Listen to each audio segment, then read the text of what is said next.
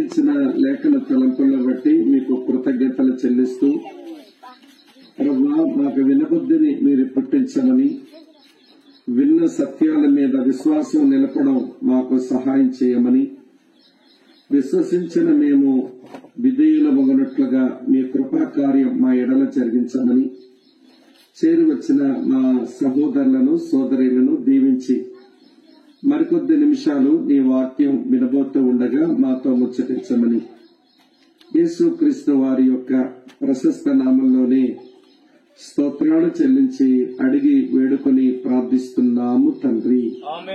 ఆమేన్. ఆమేన్. క్రీస్తునందు ప్రియ సహోదర సహోదరులారా, ఈ ప్రపంచంలో గొప్ప అద్భుతం ఏది అని ఒకవేళ మనం ప్రశ్నిస్తే, బైబిల్ పరిచయం ఉన్న మనం కొన్ని అద్భుతాలు మనం లిస్ట్ అవుట్ చేస్తాం. ఇవన్నీ అద్భుతాలేనండి, ప్రపంచంలో గొప్పవి అంటాం. ఎర్ర సముద్రం పాయలైంది అద్భుతం కాదా? ఆకాశం నుంచి మన్నా కురిసింది అద్భుతం కాదా? బండలోంచి నీళ్లొచ్చినాయి అద్భుతం కాదా? రోగులు స్వస్థపరచబడ్డారు, ఇది అద్భుతం కాదా? అలానే బైబిల్ పరిచయం ఉన్న మనం ఈ ప్రపంచంలో గొప్ప అద్భుతాలు ఏమైనా ఉంటే చెప్పండి అంటే ఇవన్నీ కూడా మనం వరుస పెట్టి చెప్పగలం. ఎందుకంటే బైబిల్ పరిచయం ఉన్నవారం గనక, ఈ అద్భుతాలు గురించినటువంటి కొంత పరిజ్ఞానం ఉంది గనక ఇవన్నీ అద్భుతాలే అని చెప్తాం. అయితే ప్రపంచంలో గొప్ప అద్భుతం ఏంటి అని అంటే, పాపంతో నిండిన ఈ లోకంలో పాపిగా బ్రతికిన వాడిని బయటికి తీసి, పాపిని కాస్త పరిశుద్ధునిగా మార్చి, మళ్లీ పాపలోకంలోనే వాడిని పెట్టి వాడి ప్రభావం చేత పాపలోకాన్ని పరిశుద్ధపరచడమే అన్ని అద్భుతాల కంటే గొప్ప అద్భుతం. అమ్మ అర్థమైందని చెప్పింది, పెద్ద స్టేట్మెంట్ అయింది కదా, కానీ తప్పదు. పాపముతో నిండిన లోకంలోంచి ఒక పాపిని బయటకు తీసి పరిశుద్ధపరిచి మళ్లీ వాడిని పాపలోకంలోనే పెట్టి వాని ప్రభావం చేత పాపలోకాన్ని పరిశుద్ధపరచడం అనేది ప్రపంచంలో ఉన్న అన్ని అద్భుతాల కంటే మహా గొప్ప అద్భుతం అది. దేవుడు ఎర్ర సముద్రాన్ని పాయలు చేస్తాడు, ఎన్ని సముద్రాలను పాయలు చేయగలడు. బండలోంచి నీళ్ళు ఇవ్వగలడు, ఏమీ లేకుండా కూడా నీళ్ళు ఇవ్వగలడు. అలాంటి శక్తివంతుడైన దేవుడు ఎన్నో అద్భుతాలు చేశాడు, చేసి చూపించాడు, చేస్తాడు కూడా. కానీ ఈరోజు మనం ఆలోచించవలసిన కీలకమైన అంశం, పాపలోకములో ఉన్న ఒక వ్యక్తి పరిశుద్ధపరచబడి మళ్లీ పాపలోకములోనికే పంపబడి తన జీవిత ప్రభావం చేత పాపలోకాన్ని పరిశుద్ధపరిచే ప్రక్రియకు దేవుడు మనల్ని పిలిచాడు. ఈ విషయం అర్థం కాకపోతే మన క్రైస్తవ జీవితం అరకొరగా ఉంటది. అరకొర అంటే మీకు తెలుసా? ఏంటి అట్లా చూస్తున్నారు? అరకొర అంటే రుమాలకు ఎక్కువ, తువ్వాలకు తక్కువ. అంటే ఇది రుమాలుగా పెట్టి వాడుకోలేము, తువ్వాలుగా పెట్టుకుని అక్కడ వాడుకోలేము. అంటే అర్థం ఎందుకో పనికిరానిదని. ఈ రోజున చాలా మంది క్రైస్తవుల క్రైస్తవ్యం అరకొర క్రైస్తవ్యమే. దేవుని సంకల్పాలు నెరవేర్చబడ్డానికి పనికిరాదు, వీరు ఆశీర్వదించబడ్డానికి కూడా పనికిరాని క్రైస్తవ్యం నేడు మనం చేసుకుంటూ మేము క్రైస్తవులమే అంటూ ఎవడి జబ్బ వాడు చర్చుకుని మనం వెళ్లిపోతా ఉన్నాం.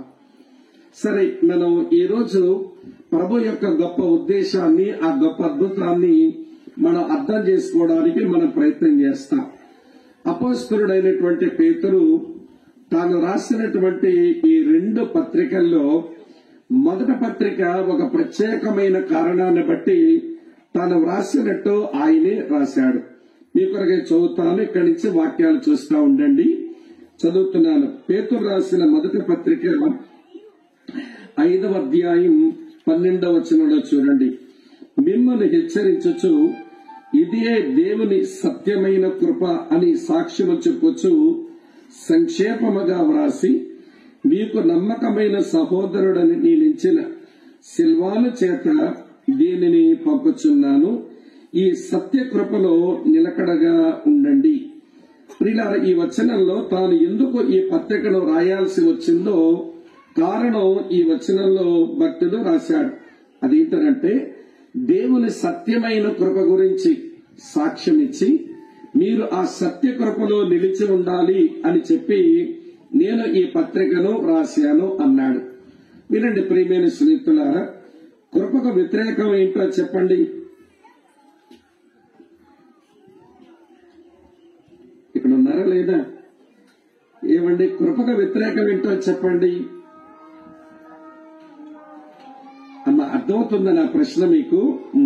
సరే, ఇలా అడుగుతాను, చెప్పండి. మోషే ద్వారా ఏమొచ్చింది?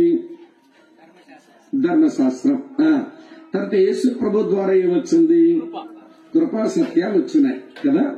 కనుక కృపకు ఎగ్నిస్ట్ ఏంటనంటే ధర్మశాస్త్రమే. ప్రియులారా, ఈ బైబిల్ గ్రంథంలో యూదులు అనబడిన వారు ధర్మశాస్త్రం అనుసరించి నీతిమంతులుగా తీర్చబడాలి అని అనుకుంటున్నారు. ధర్మశాస్త్రం వల్ల ఎవడూ నీతిమంతుడిగా తీర్చబడలేడు. ఎందుకంటే ధర్మశాస్త్రంలో ఎన్ని ఆజ్ఞలు ఉన్నాయంటారు? ధర్మశాస్త్రంలో ఎన్ని ఆజ్ఞలు ఉన్నాయంటారు? అమ్మా చెప్పండి, ఎన్ని? 10. సండే స్కూల్ పిల్లల జవాబు అది, పెద్దోళ్ళ జవాబు కాదు. ఏమంటే ధర్మశాస్త్రంలో 613 ఆజ్ఞలు ఉన్నాయి. ఈ 613 ఆజ్ఞలు నెరవేరిస్తే నీతి కలుగుద్ది, పరిశుద్ధ జీవితం వచ్చుద్ది అని ద్వితోపదేశ కాండం 6వ అధ్యాయం 25వ వచనంలో మోషే చెప్పాడు. అవును, ధర్మశాస్త్రంలో ఉన్న ఆజ్ఞలన్నీ పాటించి అనుసరించగలిగితే నీతి కలుగును అన్నాడు. కానీ విచారకరమైన విషయం, ధర్మశాస్త్రాన్ని నెరవేర్చగలిగిన, అనుసరించగలిగిన శక్తి సామర్థ్యాలు భూమి మీద యేసుకు మినహాయించి మరి ఎవరికీ లేవు. యేసును మినహాయించి మరి ఎవరికీ శక్తి సామర్థ్యాలు లేవు. అలాగని ధర్మశాస్త్రం చెడ్డదా అంటే కాదు. ధర్మశాస్త్రం ఉత్తమమైనది, ధర్మశాస్త్రం పరిశుద్ధమైనది, ధర్మశాస్త్రం నీతి కలిగింది. సమస్య అంతా మన దగ్గరే ఉంది. ఈ ఉత్తమమైన, పరిశుద్ధమైన, నీతి కలిగిన ధర్మశాస్త్రాన్ని నెరవేర్చలేని బలహీనత మన దగ్గరున్న కారణం చేత మనకు పరిశుద్ధత రావడం లేదు. ఆ కారణం చేత ధర్మశాస్త్రంలో ప్రక్కకు పెట్టి కృపను అనుగ్రహిస్తే వీళ్ళు నీతిమంతులై తర్వాత పరిశుద్ధ జీవితం జీవిస్తారు అని దేవుడే శరీరంతో యేసుక్రీస్తుగా వచ్చి కృపను సత్యాన్ని తీసుకుని వచ్చాడు. ఇప్పుడు ఆ సత్యమైన కృపలో ఏమండి మనం నిలిస్తే, ఆ సత్యమైన కృపలో మనం ఉంటే మన పరిశుద్ధపరచబడి పరిశుద్ధులంగా జీవిస్తాము. ఇది ఈ 66 పుస్తకాల్లో ఉన్న ఒక గంభీరమైన పునాది సత్యం. మళ్ళీ దాని గురించి నేను విపులంగా చెప్పొచ్చు, కానీ అవసరం లేదు. కానీ ప్రియులారా, మన వెనుక రాసి ఉన్న వచనం, సత్య కృపలో నిలిచి ఉండే మీరు, మిమ్మల్ని పిలిచిన వాడు పరిశుద్ధుడు గనక మీరును ఎట్లుండండి? పరిశుద్ధులై ఉండండి అని ఒక ఆజ్ఞ రాశాడు. సరే, నేను దీని గురించి వివరించే ముందు అమ్మ వింటున్నారా, పరిశుద్ధత అనేది ఈ బైబిల్లో 3 రకాలుగా మనం చూస్తాం. నేను 3 మీతో చెప్తాను. మొదటి పరిశుద్ధత ఏంటంటే, వింటున్నారా ఈ మాట, స్థానములో పరిశుద్ధత అని అంటాం. అంటే ఏ రోజునైతే యేసు ప్రభువుని నమ్మామో, మన పాపాల విషయమే మనం పశ్చాత్తాపడ్డామో, క్రీస్తుని మన హృదయంలో చేర్చుకున్నామో, నీతిమంతులుగా తీర్చబడ్డామో, ఆ రోజునే మనం పరిశుద్ధులమయ్యాము. దీన్ని స్థానములో పరిశుద్ధత అంటారు. ఇంగ్లీష్ లో పొజిషనల్ హోలీనెస్ అన్నారు. అలాని చెప్పి మన పవిత్రులంగా కనబడుతున్నామని కాదు సుమా. మన పాపలోకంలోనే ఉన్నాం కాబట్టి మనకు శత్రువైన అటువైపు సాతానుడు, మనకు శత్రువైన మన ప్రాచీన స్వభావం, మనకు శత్రువైన అపవాది మన మీద దాడి చేస్తూ ఉంటే రెండో పరిశుద్ధతలోనికి రావాలట. దానిని ఏమన్నారంటే ఆచరణాత్మక పరిశుద్ధత అన్నారు. దాని ఇంగ్లీష్ లో ప్రాక్టికల్ హోలీనెస్ అని అంటారు. స్థానంలో పరిశుద్ధత పొందేది మంచిదే, కానీ స్థితి అందరి పరిశుద్ధులు అవ్వాలి. అందుకనే ఒక దేవుని సేవకుడు పాట రాస్తుంటాడు, మేలుకో విశ్వాసి మేలుకో, చూచుకో నీ స్థితిని కాచుకో అని రాస్తూ ఒక చరణం ఇలా రాశాడు, స్థానములో పరిశుద్ధత చాలునా, స్థితి అంతని పరిశుద్ధత కోరవా. ఆయన నీకు పరిశుద్ధుడు పరిశుద్ధురాలు అన్న స్థానం ఇచ్చాడు, మంచిది. ఆ స్థానములో పరిశుద్ధత సరిపోతుందా నీకు? మరి స్థితి అందరి పరిశుద్ధుడిగా ఉండవా? నువ్వు స్థితి అందరి పరిశుద్ధత కోరవా? అనగా ఆచరణాత్మక జీవితంలో అంటే మన సమస్త ప్రవర్తన యందు పరిశుద్ధులుగా ఉండడానికి ప్రయాసపడమా అని పిలిచాడు అన్నమాట. ఇక్కడ ఉన్నారా లేదా? అమ్మా వింటున్నారా? ఏదో చెప్పండి. ఇక్కడ ఉన్నారా మీరంతా? కళ్ళు కనబడ్డం లేదేంటా అనకండి. ఏమండి నేను అడిగింది ఏంటంటే మీ మనసు ఎక్కడ ఉందో లేదో అడుగుతున్నాను అన్నమాట. స్థానములో పరిశుద్ధత నమ్మగానే దొరికింది. స్థితి అందల పరిశుద్ధత ఆయన వచ్చే వరకు మనం చచ్చే వరకు స్థితి అందల పరిశుద్ధతను మనం కలిగి ఉంటూ ఉండాలి. మూడో పరిశుద్ధత ఉంది బైబిల్లో, అదేంటో తెలుసా? సంపూర్ణమైన పరిశుద్ధత. దీన్ని పెర్ఫెక్ట్ హోలీనెస్ అంటారు. ఇది ఎప్పుడు వస్తుంది అంటే ఆయన ముందుకు మనం వెళ్లిన రోజున, ఆయన మన ముందు ప్రత్యక్షమైన రోజున. వినండి, సంపూర్ణమైన పరిశుద్ధత దేవుని పిల్లలమైన మనకు సంభవిస్తుంది. ఆ సంపూర్ణమైన పరిశుద్ధతకు వెళ్లాలనంటే స్థితి అందల పరిశుద్ధత కలిగి ఉండాలి. స్థితి అందల పరిశుద్ధత కలిగి ఉండాలంటే ముందు స్థానములో పరిశుద్ధత నువ్వు సంపాదించుకోవాలి. సరే, ఈ మూడింటిలో నువ్వు నిజముగా యేసు ప్రభు నమ్మిన మాట నిజమైతే, నీ పాపాల విషయమై పశ్చాత్తాపడిన మాట నిజమైతే, ఆయన రక్తములో నీ జీవితాన్ని కడుక్కున్న మాట నిజమైతే, స్థానంలో పరిశుద్ధత మీకు వచ్చేసింది ఆల్రెడీ. కృపచేత మీరు రక్షించబడి ఆ కృపచేత దేవుని కొరకు పరిశుద్ధపరచబడిన వారు. సరిపెట్టుకోకండి, సత్య కృపలో మీరు నిలిచి ఉండే వాళ్ళు కావాలి. కాబట్టి మీ సమస్త ప్రవర్తన యందు మీరు పరిశుద్ధులై ఉండండి అని స్థితి అందరి పరిశుద్ధత కొరకే పేతురు భక్తుడు రాశాడు. ఆచరణాత్మకమైన పరిశుద్ధత కొరకే పేతురు భక్తుడు రాశాడు. క్రియాశీలక పరిశుద్ధత కొరకే పేతురు భక్తుడు రాశాడు. స్థానములో మన పరిశుద్ధులమే, కానీ స్థితి అందల మన పరిశుద్ధులమై జీవించాలి.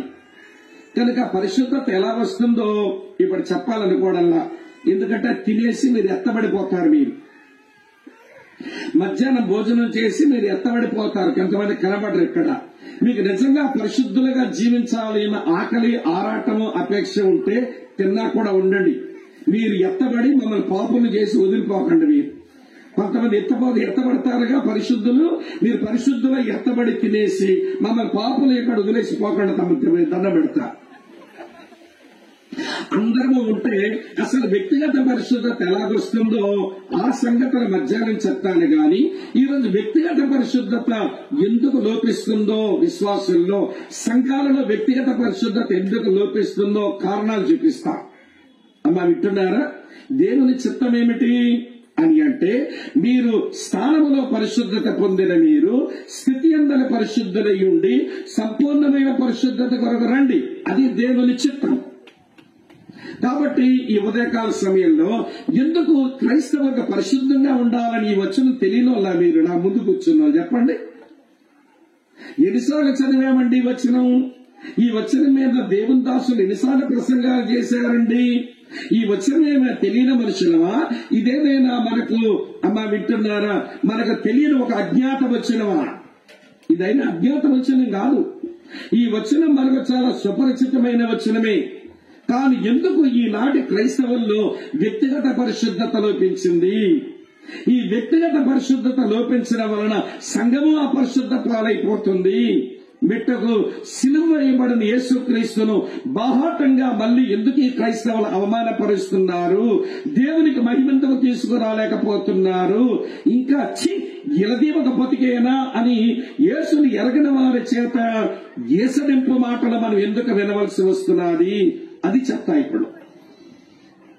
అమ్మా వింటున్నారా? మీకు నిజంగా పరిశుద్ధంగా బ్రతకాలి అన్న ఆరాటము, ఆకలుంటే మధ్యాహ్నం విందాం ఎలాగ వ్యక్తిగత పరిశుద్ధత వస్తుందో. కానీ దేవుని మనసు ఏంటో తెలుసా? సత్యకృపను మీరు అర్థం చేసుకుని సత్యకృపలో మీరు నిలిచి ఉండి మీ వ్యక్తిగత పరిశుద్ధతలో మీరు సరిగా ఉండండి. అని భక్తుడు చెప్పాడు. కాబట్టి ఈ రోజు వ్యక్తిగత పరిశుద్ధత ఎందుకు లోపిస్తుందో ఒక 4-5 కొన్ని కారణాలైతే చూపిస్తాను.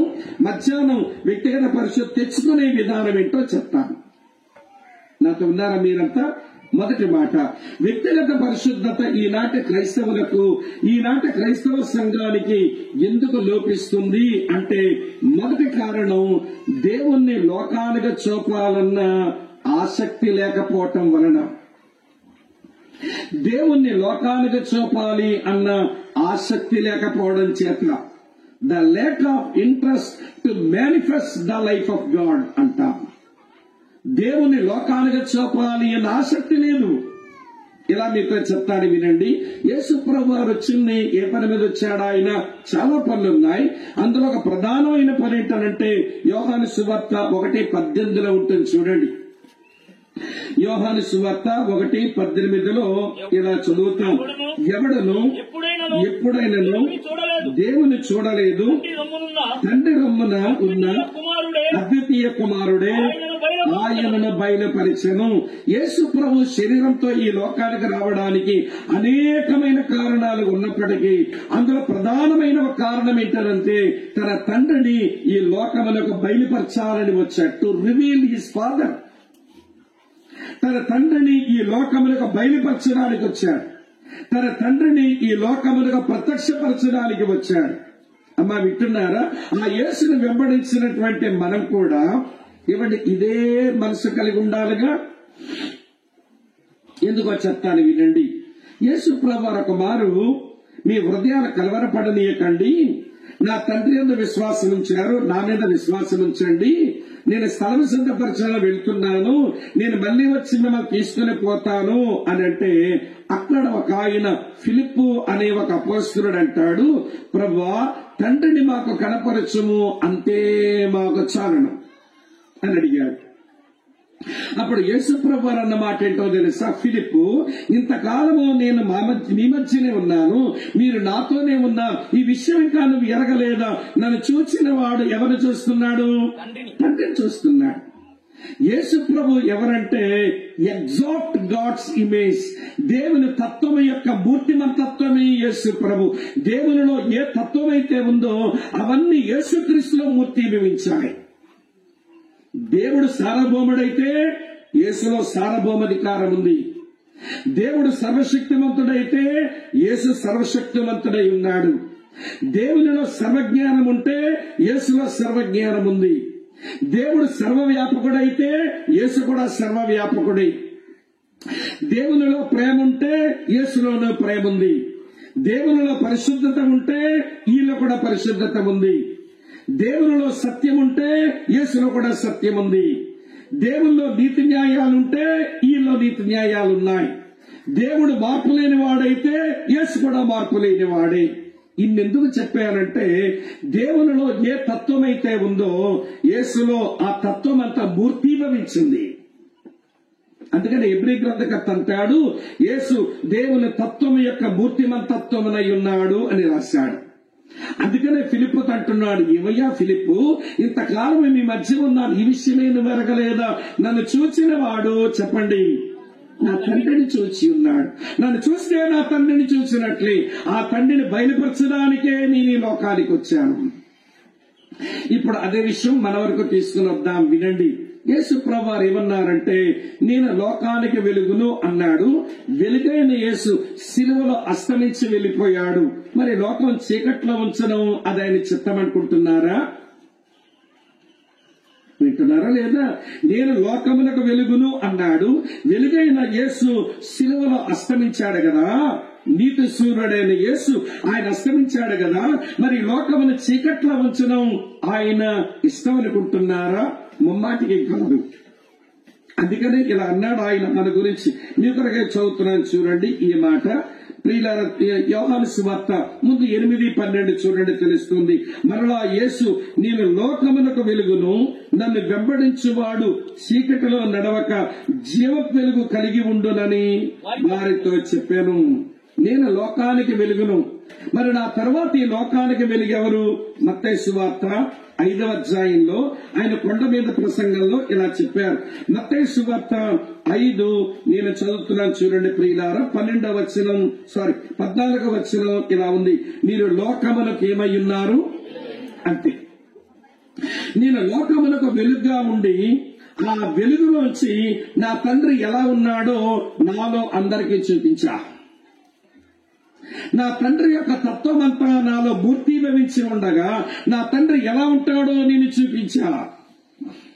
నేను శిలువలో అస్తమించిన తర్వాత ఈ పాడులోకం చీకటితో ఉండడం ఇష్టం లేక నన్ను వెంబడించిన, నన్ను నమ్ముకున్న నా శిష్యులను, నా సంఘాన్ని నేను భూమి మీద వెలుగుగా చేశాను. ఇప్పుడు ఈ సంఘము, ఈ క్రైస్తవులు ఇవాడి లోకానికి వెలుగై ఉండి ఆ దేవుణ్ణి చూపించాలి.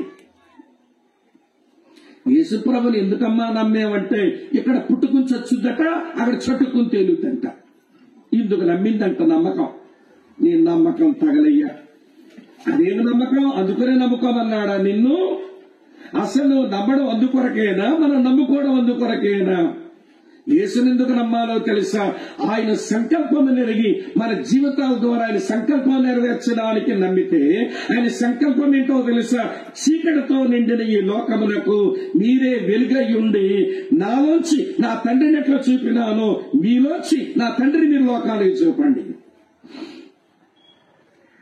ఈ రోజు క్రైస్తవ విశ్వాసికి, క్రైస్తవ సంఘానికి వ్యక్తిగత పరిశుద్ధత ఎందుకు లోపించిందంటే, నన్ను చూసిన వాడు నాలో నా యేసును చూడాలి అన్న ఆరాటం లేదు. నన్ను చూసినటువంటి వాడు నా తండ్రిని చూడాలి అన్న తపన మనకు లేదు. ఎందుకు నమ్మామంటే, అవసరాలు తీర్చుకోవడానికి నమ్మారు వీళ్ళు. దొంగ నమ్మకాలు, పాడు విశ్వాసాలు. ఎందుకమ్మా నమ్మాము? అయితే జబ్బన్నా తగ్గాలి, లేదా అప్పన్నా తీరాలి, లేక ఆస్తి అయినా పెరగాలి, లేక అంతస్తైనా కట్టుకోవాలి. ఇందుకు నమ్మారంట నమ్మకం. మా శ్రీకాకుళం భాషలో, నా భాషలో ఈ దిక్కుమాల విశ్వాసం ఇది. ఈ దిక్కుమాల విశ్వాసం నేర్చుకున్నాం మనం. తప్పు మీద అండం లేదులేండి, మా బోటి బోధకులదే పెద్ద లోపం అయిపోయింది. నేను ఎందుకు నమ్మానో తెలుసా? ఆయన నిజముగా దేవుడని అర్థమైంది, నమ్మాను. నా ద్వారా ఆయన సంకల్పం ఏమి నెరవేర్చుకోవాలి అని అనుకుంటున్నాడో అందుకొరకు నమ్మాను అనే మాటగా మనం వస్తే, ఆ స్థాయికి మనం ఎదిగితే, నన్ను చూసిన వాడు నాలో నా యేసును చూడాలి అని బతకడం వస్తే, అపరిశుద్ధురాలకు ఎందుకుంటావు? అపరిశుద్ధునికి ఎందుకుంటావు? పాపముతో నిండిన లోకములో ఒక పరిశుద్ధమైన వ్యక్తి ఉంటావు. అట్లాంటి వాళ్ళు ఎట్లుంటారో చెప్పనా? మురికి కాలువలో కనబడుతున్న తెల్ల కలవ పువ్వులా ఉంటావు. లోకమంతా ఇది పెద్ద మురికి కాలువ, నల్లగా మడ్డి పట్టింది మురికి కాలువ. ఆ మురికి కాలువలో ఒక తెల్లటి కలవ పువ్వులాగా నువ్వు కనబడతావు. ఏంటండి ఇంత తెల్లగా ఉంది? మాకు పెద్ద ఆశ్చర్యం వేస్తుందని లోకానికే ఒక క్రైస్తవుడి పెద్ద ఆశ్చర్యం. అలా బతకపోతే నీ జీవితం పెద్ద అనర్థం. అంతే. ఇక్కడ ఉన్నారా లేదా? ఏంటప్పుడే బిక్కమొఖాలు ఇస్తారు. మొదటి పాయింటే. ఇంకా చాలా మంది మాట్లాడుకోవాలి. ఇప్పుడు చెప్పండి, నన్ను చూసిన వాడు నాలో నా ప్రభుని చూడాలి అన్న ఆకలి, ఆరాటం ఉందంటారా? మీకు మంచి శుభార్త చెప్తాను. మనం గర్వించదగ్గ, అత్యించదగ్గ కారణం చెప్తాను. రూత్ టక్కర్ అనే హిస్టోరియన్, అంటే క్రైస్తవ సంఘ చరిత్ర రాసిన వ్యక్తి ఇలా రాశారు ఒక చరిత్ర పుస్తకంలో. చరిత్ర పుస్తకం పేరు జెరూసలేం టు జయ. ఆ చరిత్ర పుస్తకం పేరే జెరూసలేం టు జయ. ఆ పుస్తకంలో వింటున్నారా, ఈ ప్రపంచంలో యేసులాగా బతికిన వాళ్ళు ఇద్దరే నాకు కనబడ్డారు. నేను చరిత్రంతా రాస్తున్నప్పుడు యేసులాగా బ్రతికిన వాళ్ళు నాకిద్దరే కనబడ్డారు అని రాశారు. అందులో ఒక వ్యక్తి పేరు, భారతదేశంలో ఉండి దేవుని కొరకు సాక్షిగా జీవించి సేవ చేసిన వ్యక్తి, ఆయన పేరు సాధు సుందర్ సింగ్. యేసులాగా బ్రతికాడంట. ఒక పాప చూసి వాళ్ళ అమ్మతో అంటుంది, మమ్మీ ఈయన యేసా అని అడిగిందట. ఈయన యేసా. మరో వ్యక్తి, మరొక ఆశ్చర్యం, మనం హర్షించదగ్గ విషయం ఏంటంటే, ఈ ప్రపంచంలో యేసులాగా బ్రతికిన మరో వ్యక్తి, ఆమె పేరు యామి కార్మికేల్. ఆమె కూడా భారతదేశంలో సేవ చేసింది. కాకపోతే భారతీయురాలు కాదు గాని భారతదేశంలోనే సేవ చేసింది. మన కింద ఉన్న రాష్ట్రమైన తమిళనాడు రాష్ట్రంలో దోనావూర్ అనే పట్టణంలో ఒక మిషనరీ దేవుని సేవ చేస్తున్నట్టు ఆ రోజుల్లో చేస్తుంటే దోనావూరు పట్టణం అంతా వింటున్నారు, వేశ్యలతో నిండిపోయిన పట్టణం. కారణం అక్కడ దేవదాసి విధానం ఉంది. అంటే తల్లిదండ్రులే వాళ్ళకి పుట్టిన పెద్ద ఆడపిల్లను మొట్టమొదట ఆ పిల్ల పుడితే ఆమె జ్యేష్ఠురాలైతే ఆ పిల్ల మెచ్యూర్ అవ్వగానే వారు దేవాలయానికి అప్పగిస్తారు. ఆ పిల్ల దేవదాసిగా దేవాలయాల్లో బతకవలసింది. దేవదాసీలుగా మారిన ఆడపిల్లలు పగలంతా అర్చకులకు వారు పరిచర్యలు చేస్తారు. రాత్రి రోడ్డు మీదకి వచ్చి వేశ్యలుగా పనిచేసి పైసలు సంపాదించి మందిరం దగ్గర ఉన్న అర్చకులకు తిరిగి పైసలు ఇవ్వాలి. ఆ దైవజనుడు దోనావూరు పట్టణం అంతా చూసి చాలా బాధపడి అతను ఇంగ్లాండ్ దేశం తన దేశం వెళ్లి నేను ఇట్లా ఇండియాలో సేవ చేస్తున్నాను, అక్కడ నేను పనిచేసే పట్టణంలో వేశ్యలు ఎక్కువ ఉంటారు, అక్కడ దేవదాసి విధానం ఇక్కడ ఉంది, ఆ కారణం చేత మగాడైపోయాను, ఆడవాళ్ళ మధ్యలో కలిసి సేవ చేయలేకపోతున్నాను, ఎవరైనా ఒక ఆడపిల్ల వచ్చి సేవలో నాతో సహకరిస్తే చాలా సేవ జరుగుతుంది, ఎవరైనా వస్తారా అని సేవకు పిలిపించాడు. వింటున్నారా మీరంతా? ఆ పిలుపు అందుకుంది ఒక పిల్ల. ఇప్పుడు ఈ పిల్ల గురించి 2 మాటలు చెప్పాలి. ఈ పిల్లకు వింటున్నారా లేదా పిల్లి కళ్ళు దేవుడు ఇచ్చాడు. అందుకని స్కూల్లో అందరూ పిల్లి కళ్ళు పిల్ల నేడిపిస్తుంటే ఆ చిన్న వయసులో 2 దువ్వెనలు ఇట్లా 2 కళ్ళ మీద పెట్టుకుని పొడుచుకోవాలనుకుంటుందట. వాళ్ళమ్మ పరుగున వచ్చింది. ఏమి బాబా ఏం చేస్తున్నావంటే, మమ్మీ ఈ కళ్ళ బట్టి అందరూ నన్ను ఎగతాళి చేస్తున్నారు, దేవుడు ఎందుకో నాకు ఇట్లాంటి కళ్ళు ఇచ్చాడు, పొడి చేసుకుంటే ఎవరు నన్ను వెక్కిరించరు కదా అందట చిన్న పిల్ల. అప్పుడు తల్లి దగ్గరగా లాగేసుకుని ఆ 2 దువ్వెనలు విసిరేసి అందట, పాప మీ నాన్నకు అట్లాంటి కళ్ళు లేవు, నాకు అట్లాంటి కళ్ళు లేవు, మా ఫ్యామిలీ బ్యాక్గ్రౌండ్ లాంటి కళ్ళున్నో లేరు, మీ డాడీ వైపు నుంచి కూడా ఇట్లా కళ్ళున్నో లేరు, నీకే ప్రత్యేకమైన కళ్ళు దేవుడు ఇచ్చాడంటే ఏదో కారణం ఉంటుందమ్మా, నువ్వేమి ఎవరో ఎగతాళి చేస్తే నువ్వు కృంగిపోవద్దు, దీనివల్ల ఏదో దేవుని పని జరుగుద్ది అని చెప్తే కొంచెంగా మనసును స్థిమితపరచుకొని ఆ కళతో పెరిగి పెద్ద అయిపోయింది. ఇప్పుడు మిషనరీ అడుగుతున్నాడట, ఎవరైనా దోనావూరు పట్టణానికి వస్తారా, ఎవరైనా తమిళనాడు రాష్ట్రానికి వస్తారా, ఎవరైనా ఇండియాకు సేవ చేయడానికి వస్తారంటే ఈ పిల్లి పిల్ల చెయ్యెత్తి అంకుల్ నేను వచ్చి సేవ చేస్తా వాళ్ళ మధ్య. మొత్తానికి కొంత తర్ఫీదు ఇప్పించాడు ఆ దేశంలోనే. ఆ దేశాన్ని విడిచిపెట్టుకుని ఈ దేశానికి వచ్చింది. ఇప్పుడు ఎవరి మధ్య పని చేయాలి అంటే ఈ జోగిని వ్యవస్థలో వింటున్నారా వేశ్యలుగా మారిపోయిన వింటున్నారా తల్లి ఈ దేవదాసీల మధ్యలోకి వెళ్ళి సేవ చేయాలి. ఎట్లరా సేవ చేసేదని ప్రార్థన చేసుకుని వేశ్యలంతా దేవాలయాల్లోంచి రోడ్డెక్కగాని ఈ పిల్ల కూడా వేశ్యలాగా రోడ్డెక్కేదట. ఎక్కి వేశ్యలతో మాట్లాడేది. ఒక రాత్రంతా నువ్వు 2-3 మగాళ్ళకి నీ శరీరం అప్పగించుకుంటే ఎన్ని పైసలు వస్తాయో ఆ పైసలు నేనిస్తాను, నీ శరీరం అప్పగించి జబ్బులు తెచ్చుకొని మీరు పాపం చెయ్యొద్దని సువార్త చెప్పి వాళ్ళకి డబ్బులు ఇచ్చి కలవర పంపించేదంట. క్రమేపీ తన ఇంట్లో సంఖ్య పెరిగిపోతుంది. రోడ్డు మీద తిరిగే వేశ్యలు తక్కువ అవుతున్నారు. వాళ్ళందరికీ పైసలు ఇచ్చేదట, దొరకనివ్వలేదు డబ్బులు. వాళ్ళ ఇంటికి తీసుకొచ్చి కూర్చోబెట్టి కుట్టు పనులు, స్వింగ్ మిషన్ తో ఎవడ బట్టలు కొట్టడం, తర్వాత టైప్ రైటింగ్, ఏవేవో పనులు నేర్పించేదంట. వీళ్ళు పనులు నేర్చుకుంటూ చేసిన దాంతో వస్తువులను మళ్ళీ మార్కెట్లో అమ్మి డబ్బులు సంపాదించి వీళ్ళకిచ్చేది. మొత్తానికి చాలా మంది దేవదాసీలు ఈ జోగిని విధానంలోంచి బయటకు వచ్చి వీళ్ళు మారు మనసు పొంది రక్షణ పొందారు. ఈ పిల్ల కనిపించిందట, ఎంతకాలం నేను ఎట్లా వీళ్ళు చేస్తాను, వీళ్ళ అమ్మా నాన్న ఇళ్లకు పంపిస్తే వీళ్ళకి ఏదైనా బ్రతుకు వాళ్ళు ఇస్తే బాగుండును, వాళ్ళ అమ్మా నాన్న ఇంటికి పంపిద్దాము అనుకుందట. వింటున్నారా? తన దగ్గర సహకారంగా ఉన్న ఒక బ్రదర్ తన దగ్గర, అన్నా మనం ఈ వీళ్ళని ఎట్లయినా వాళ్ళ పేరెంట్స్ ఇంటే చేర్చాలంటే, మేడం మీకేమైనా పిచ్చా, పోచర్లు వదిలేస్తారా, వాళ్ళ అమ్మా నాన్న చేర్చుకుంటారా, వాళ్ళ ఆదాయం పోతుంది, వాళ్ళు వదలరు, వాళ్ళ అమ్మా నాన్నలకి తెలిసి వీళ్ళు వేశ్యలైపోయారు, వీళ్ళు చేర్చుకోరు అంటే వింటున్నారు. లేదు వాళ్ళ చిన్న ప్రయత్నం చేద్దామని అర్చకుల దగ్గరికి వెళ్ళి అడిగిందంట. అయ్యా వీళ్ళని నేను కలుస్తుంటాను, నా ఇంటికి పిలుస్తుంటాను, దేవుని మాటలు చెప్పాను, వాళ్ళ దేవుని నమ్ముకున్నారు, ఇన్ని రోజులు మీకు పైసలు ఇచ్చారు కానీ వీళ్ళు వ్యభిచారంతో డబ్బులు సంపాదించలేదు, వారి ఇళ్ళకి చేర్చుదాం ఏమంటారు అంటే, మీరు చెప్తే కాదంటా వింటమ్మా, అలాగే చేర్చు అన్నారంట. ఈవిడకి అది అర్థం కాలేదు. నేను అడిగితే వీళ్ళెట్లా సమ్మతించారు అర్థం కాక మొత్తానికి పెర్మిషన్ అయితే వచ్చిందిగా, పేరెంట్స్ కూడా అడిగితే వాళ్ళు కూడా స్వీకరిస్తామన్నారట. ఇప్పుడు అబ్బాయితో చెప్పింది, నువ్వేమో నన్ను బాగా డిస్కరేజ్ చేశావు, పూజార్లు వదిలేరు, అమ్మా నాన్నలు చేర్చుకున్నారు అంటే వీడికి అర్థం కాక అర్చకుల దగ్గరికి వెళ్ళాడట. మీరు ఎట్లా వదిలేస్తామన్నారంటే, ఒరే ఎవరొచ్చి అడిగారో తెలుసా నేను పంపడానికి, దేవదూత వచ్చిందిరా. దేవదూత అన్నాడట, కళ్ళు చూసావా, ఏ కళ్ళు రవి దేవదూత కళ్ళు, ఆ పిల్ల దేవదూత. అందుకని ఆ రోజున వారికున్న విశ్వాసం అలాంటి పిల్లి కళ్ళుతో ఉన్న పిల్లను దేవదూత గెలిచే ఒక సంస్కృతి ఉన్న కారణం చేత దేవదూతలను వదిలేస్తామని చెప్పారంట. మొత్తానికి ఈ వేశ్యలంతా తీసుకొచ్చి వాళ్ళ కుటుంబాలుగా చేర్చి బ్రతుకునిస్తే చాలా మంది జీవితాలు మారిపోయినాయి. ఇక వేశ్యలు కాదు.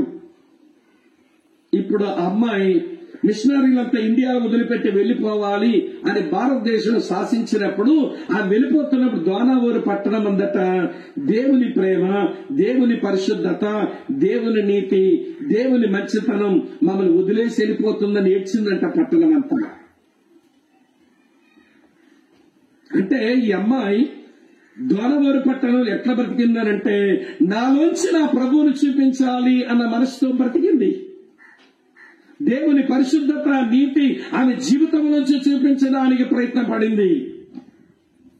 అనేకులు బ్రతుకునివ్వడమే కాకుండా దేవుని స్వభావ లక్షణాల లోకాలను చూపించింది. అందుకని దేవుని పరిశుద్ధత మమ్మల్ని వదిలి వెళ్ళిపోతుందని యామే కార్మికేయుల గురించి చెప్పారు. మీకు విషయం చెప్పనా, ఆమె దేవుని ప్రేమ మీద ఒక పెద్ద ఆర్టికల్ రాసింది, నేను తర్జుమా చేశా. ఒక్కొక్క లైన్ తర్జుమా చేయడానికి చేస్తున్నప్పుడు బటబడా కన్నీళ్లు రాలిపోయేవి. ఎక్కడి నుంచి ఆలోచించిందిరా ఈ మహాతల్లి దేవుని ప్రేమని గురించింత అనిపించింది నాకు. దేవుని ప్రేమను ఎరిగి, దేవుని ప్రేమను అనుభవించి, దేవుని పరిశుద్ధతను ఎరిగి, పరిశుద్ధంగా జీవించి అనేకులకు దేవుణ్ణి చూపించింది. ఈ రోజున క్రైస్తవ విశ్వాసులకు, నేటి స్థానిక సంఘాలకు వ్యక్తిగత పరిశుద్ధత ఎందుకు లోపించింది అని అంటే, మేము దేవుణ్ణి లోకానికి చూపించాలి అన్న తపన లేదు మనకు. ఎందుకు యేసుని నమ్మామంటే యేసయ్యతో పనులు చేయించుకోవడానికి, ఎందుకు యేసు ప్రభువుని నమ్మామంటే యేసయ్య దగ్గర దీవెనలు పొందడానికి, ఎందుకు యేసు ప్రభువుని నమ్మాము అని అంటే మీరంటే ఈ భూ సంబంధమైనవేవో గడించుకోవడానికి. ఇంతకు మించి అవ్వడం లేదు నేటి తరం క్రైస్తవుల యొక్క మనస్తత్వం.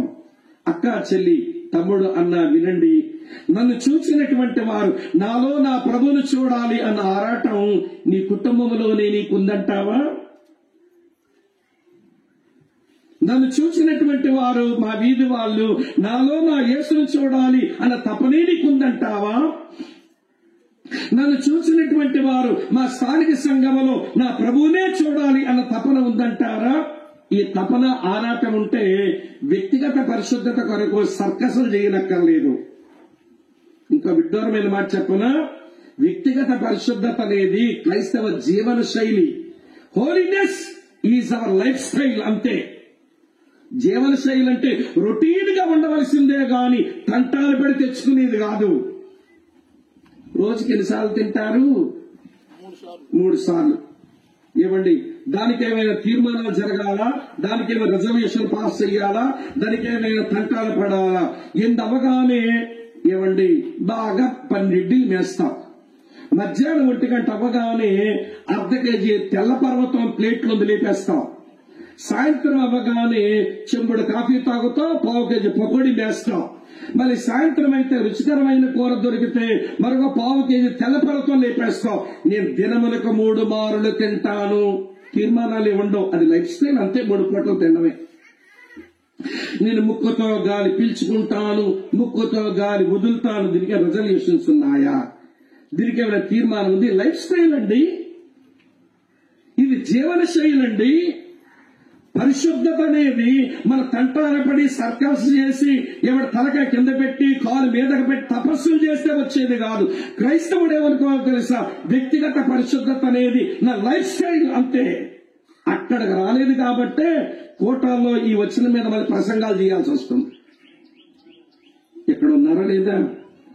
మీకేదో కొంచెం ఒళ్ళు మండుతున్నట్టుంది. మీరు బాగా ఆలోచించండి. ఒక్కసారి చెప్పమ్మా, నీ ఇంట్లో నన్ను చూసినటువంటి మా కుటుంబ సభ్యులు నాలో యేసుని చూడాలి అన్నట్టుగా బ్రతకడం వచ్చిందా? మీ అత్తమ్మ నిన్ను చూసి నా కోడల్లో యేసు ప్రభు యొక్క ప్రేమ చూడొచ్చండి అని పొరిగింట ముసలమ్మతో చెప్పగలదా? వింటున్నారా లేదా? ఈ కోడల పిల్ల వాళ్ళమ్మ విషయం వచ్చేసరికి ఏం అగ్గడ్డలాడతా పరిచర్యలు చేసేస్తుందో. అమ్మ బట్ట తడిపేసుకుందట. కూతురు, అమ్మ బట్ట తడిపేసుకున్నావా రా అని వాష్రూమ్ తీసుకెళ్లి స్నానం చేయించి చీర కట్టి భోజనం పెట్టి ఇలాంటి ఇబ్బంది ఉంటే చెప్పమ్మా, ఊరికే బట్ట తడిపేసుకోవద్దు అన్నాం. మంచిది. మరి అత్తమ్మ బట్ట తడిపేసుకుంది. ఇప్పుడు అత్తమ్మ బట్ట తడిపేసుకున్నారా, రండి నేను శుభ్రం చేస్తా, రండి మీకు కొత్త చీర కడతా, రండి మీకు భోజనం పెడతా అని ప్రేమతోనే సేవ చేస్తావా? కోడలి పిల్ల చెయ్యవు. అప్పుడు ఏమంటావు చెప్పనా? పందులు వీళ్ళు కింద చెయ్యలేక చెయ్యి పడిపోతుందంట. మీ అత్తమ్మ పందైతే మీ అత్తమ్మ కన్నా కొడుకుతోనే కాపురం చేస్తున్నావు కదా, ఆడేం పందో? అత్తమ్మ కన్నా కొడుకుతోనే కదా నువ్వు కాపురం చేస్తున్నారు, ఆడేం పంది? మీ ఇద్దరుగా సంసారం చేస్తే పుట్టారుగా మరి కొంతమంది, ఆలేం పందులు? ఇలాగంటే మీకు ఒళ్ళు మండుద్ది. మీ అత్తమ్మే నీలో యేసును చూడలేకపోతే, నీ కోడలి పిల్ల అత్తమైన నీలో యేసును చూడలేకపోతే, నీ వీధిలో వాళ్ళు నీలో యేసును చూడడానికి ఏమి కారణాలు కనబడకపోతే, మన సంఘస్థులు మనలో యేసును చూడలేకపోతే వ్యక్తిగత పరిశుద్ధత ఎక్కడ వచ్చి చచ్చుద్ది? అందుకే ఈ రోజున వినండి ప్రియులారా, అపరిశుద్ధతకు బ్రాండ్ మార్క్ ఏంటంటే చర్చ్ అనే ఒక చెడ్డ పేరు తెచ్చుకుని బతుకుతున్నాం ఈ రోజున. వద్దద్దు. మన పరిశుద్ధతకే మారు పేరు అన్నట్టుగా ఉండవలసింది పోయి అపరిశుద్ధతకు మారు పేరు అయ్యామేంటి? అదొక నీచమైన మాట. తమ్ముడు జోసఫ్ చెప్పినప్పుడు కొంచెం కటువైన మాట అయినా చెప్పక తప్పదని మెత్తగా చెప్పాడు. ఆయన మెత్తనోడు, నేను మెత్తోడు కాదు, నేను కొరకరాయుడు పొయ్యి టైపు. నేను గట్టిగానే ముఖం మీద చెప్తా. ఏది తీవ్రత? ఏది పరిశుద్ధతే మా జీవన శైలి అనుకోవడం ఏది? నన్ను చూసిన వారు నాలో నా ప్రభుని చూడాలని తపనేది?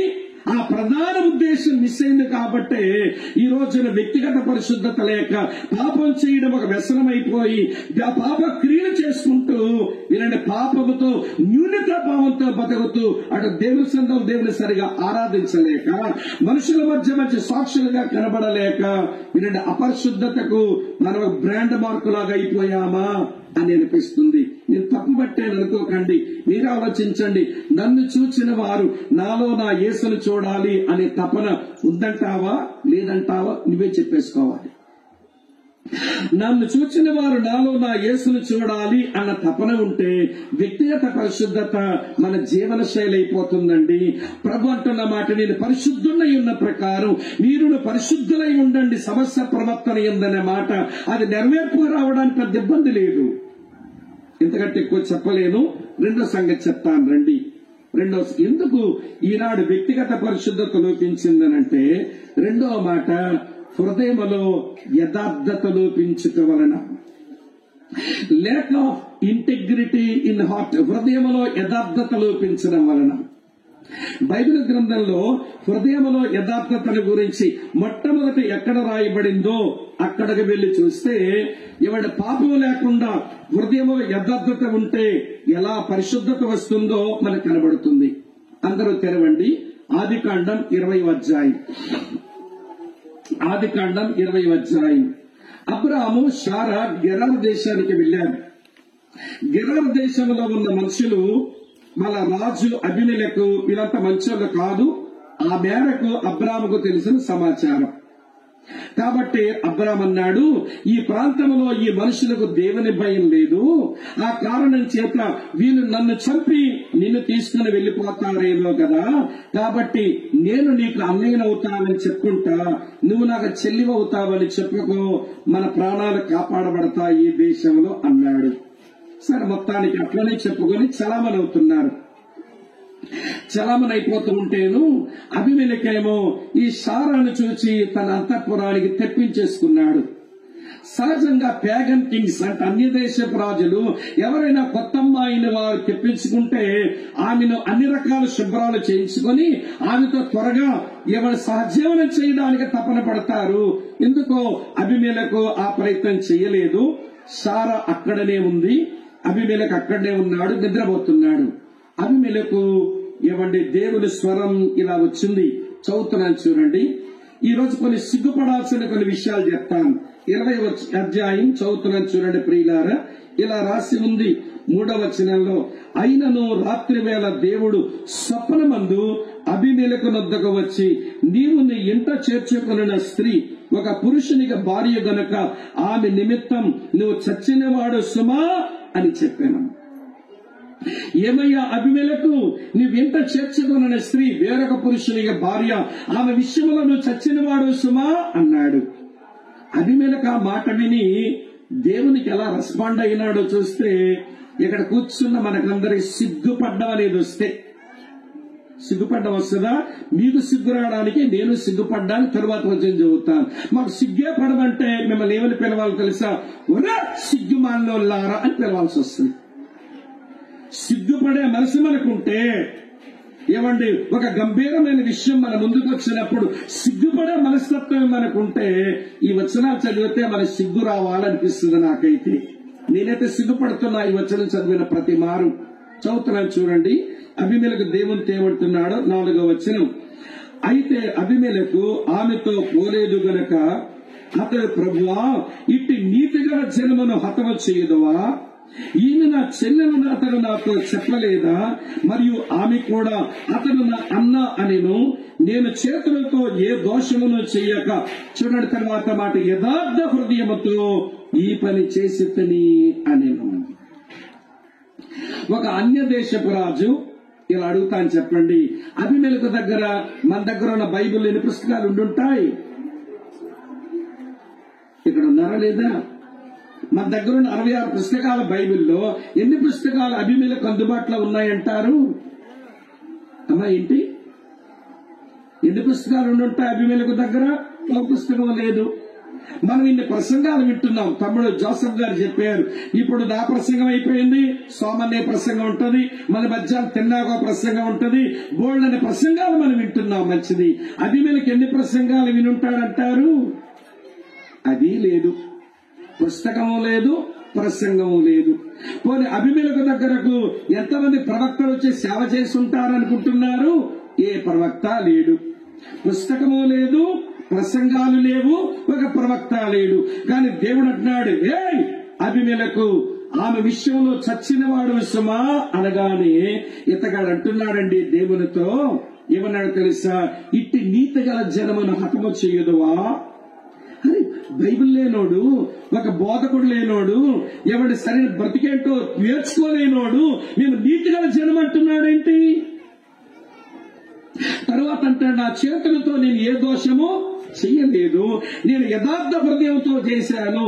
ఆమె అన్ననింది, అతగాడు చిల్లన్నాడు, అందుకే యథార్థ హృదయంతో నేను చేశానన్నాడు.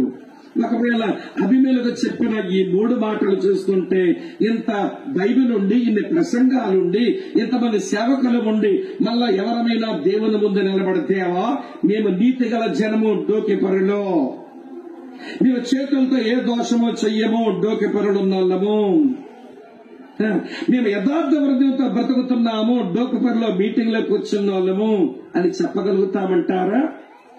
అందుకే మనందరికి సిగ్గు రావడానికి అన్నాను నేను. అమ్మ అర్థమవుతుందా? ఇంకా సిగ్గుపడకపోతే మనల్ని సిగ్గుమాలినోళ్ళని పిలవాల్సి వస్తుంది. దేవుడు అట్లనే పిలుస్తాడు. ఏం పిలవలేదా బైబిల్లో?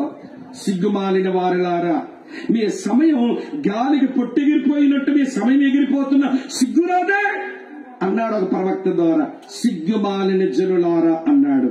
దేవుడు అనడానికేం భయపడ్డాడు.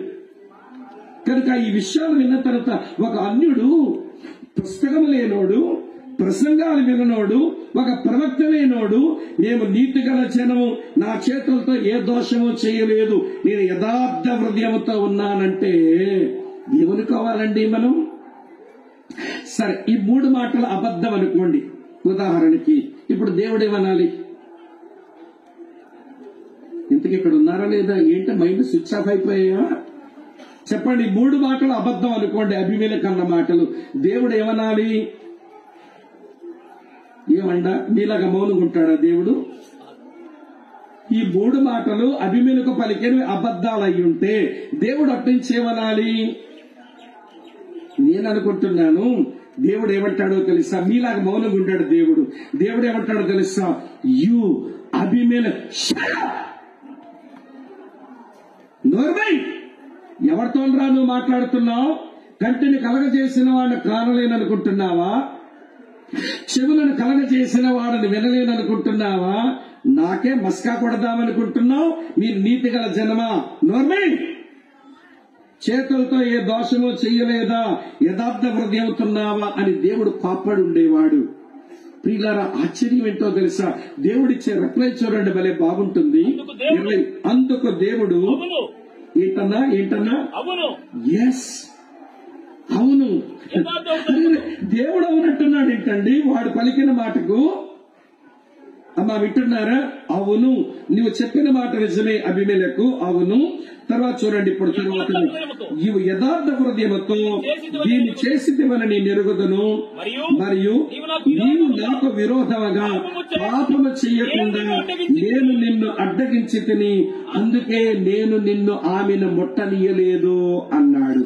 ఇప్పుడు అభిమేలెకు పాపం చేసే ఒక అవకాశం వస్తే పాపం చేయకుండా అడ్డం పడింది ఎవరు? అమ్మ ఎవరమ్మా? నేను అడ్డం పడ్డానన్నాడు. ఎందుకు నేను అడ్డం పడ్డానో తెలుసా? నువ్వు యథార్థ హృదయం కలిగిన వాడవనే అన్నాడు.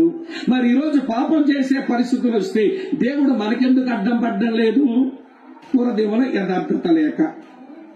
అమ్మ వింటున్నారా? ఇలాంటి మందిరాల్లోకి వచ్చినప్పుడు లేక కూడికల సాక్ష్యం, ప్రియులారా నేను సినిమాలు చూడడం మానేశాను ఎప్పుడో అంటాడు. అబ్బా ఏమి యథార్థవంతుడో, పాపాన్ని బలి జయించినాడు అనుకుంటాం. జయించాడా? వాళ్ళకాడు ఏం లేదు.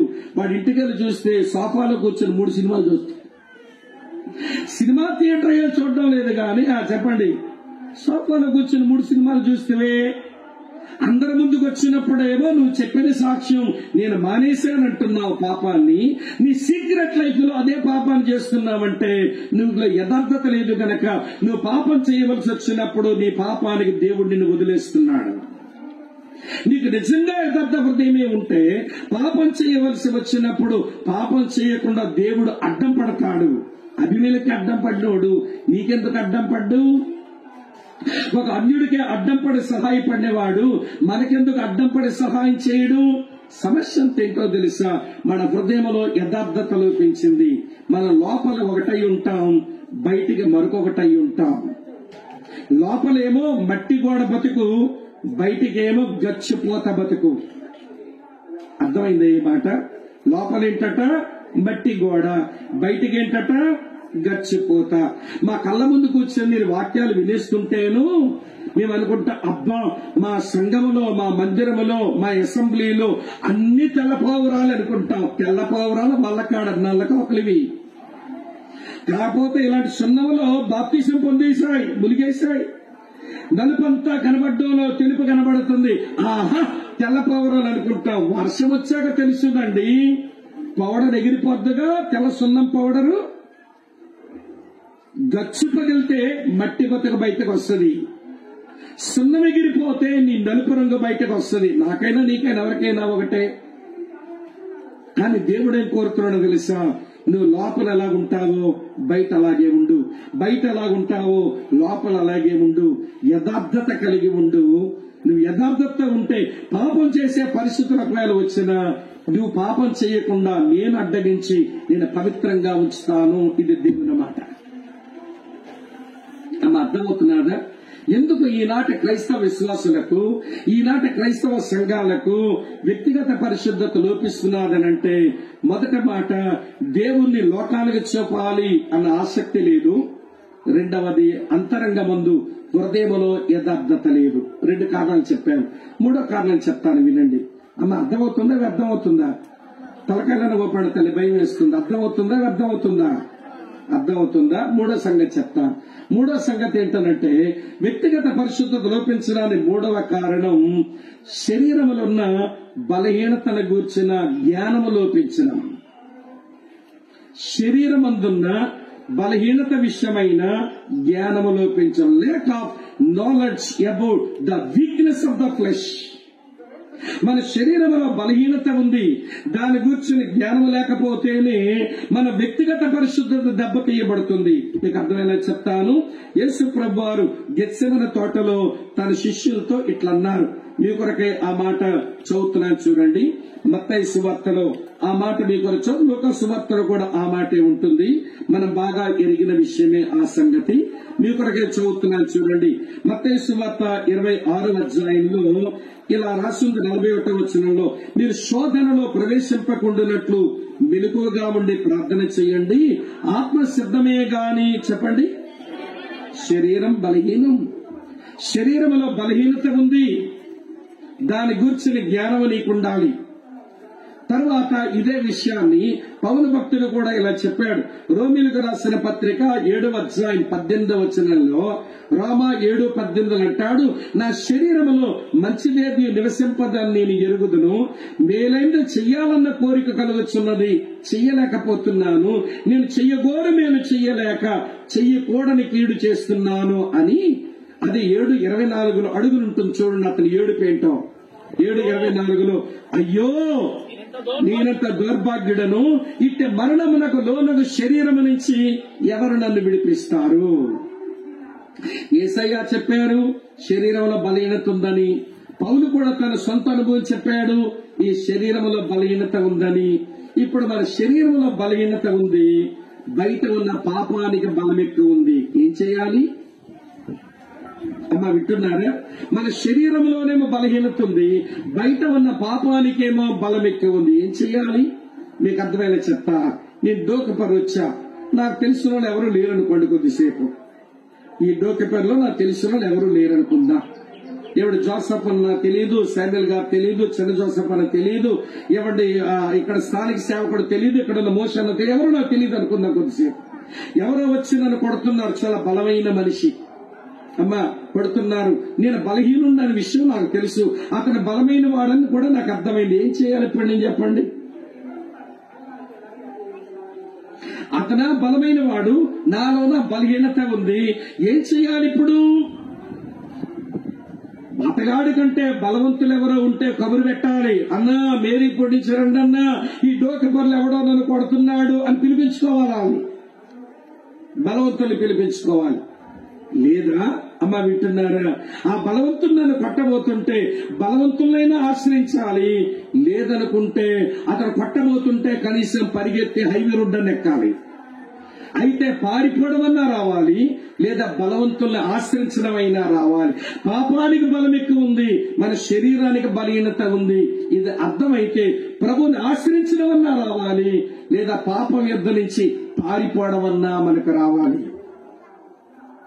ఈరోజు చాలా మంది క్రైస్తవులు వారి శరీరంలో బలహీనత లేదు అన్నట్టుగా, వారి శరీరంలో బలహీనతల గురించి జ్ఞానం లేకుండా ప్రవర్తిస్తున్నారు.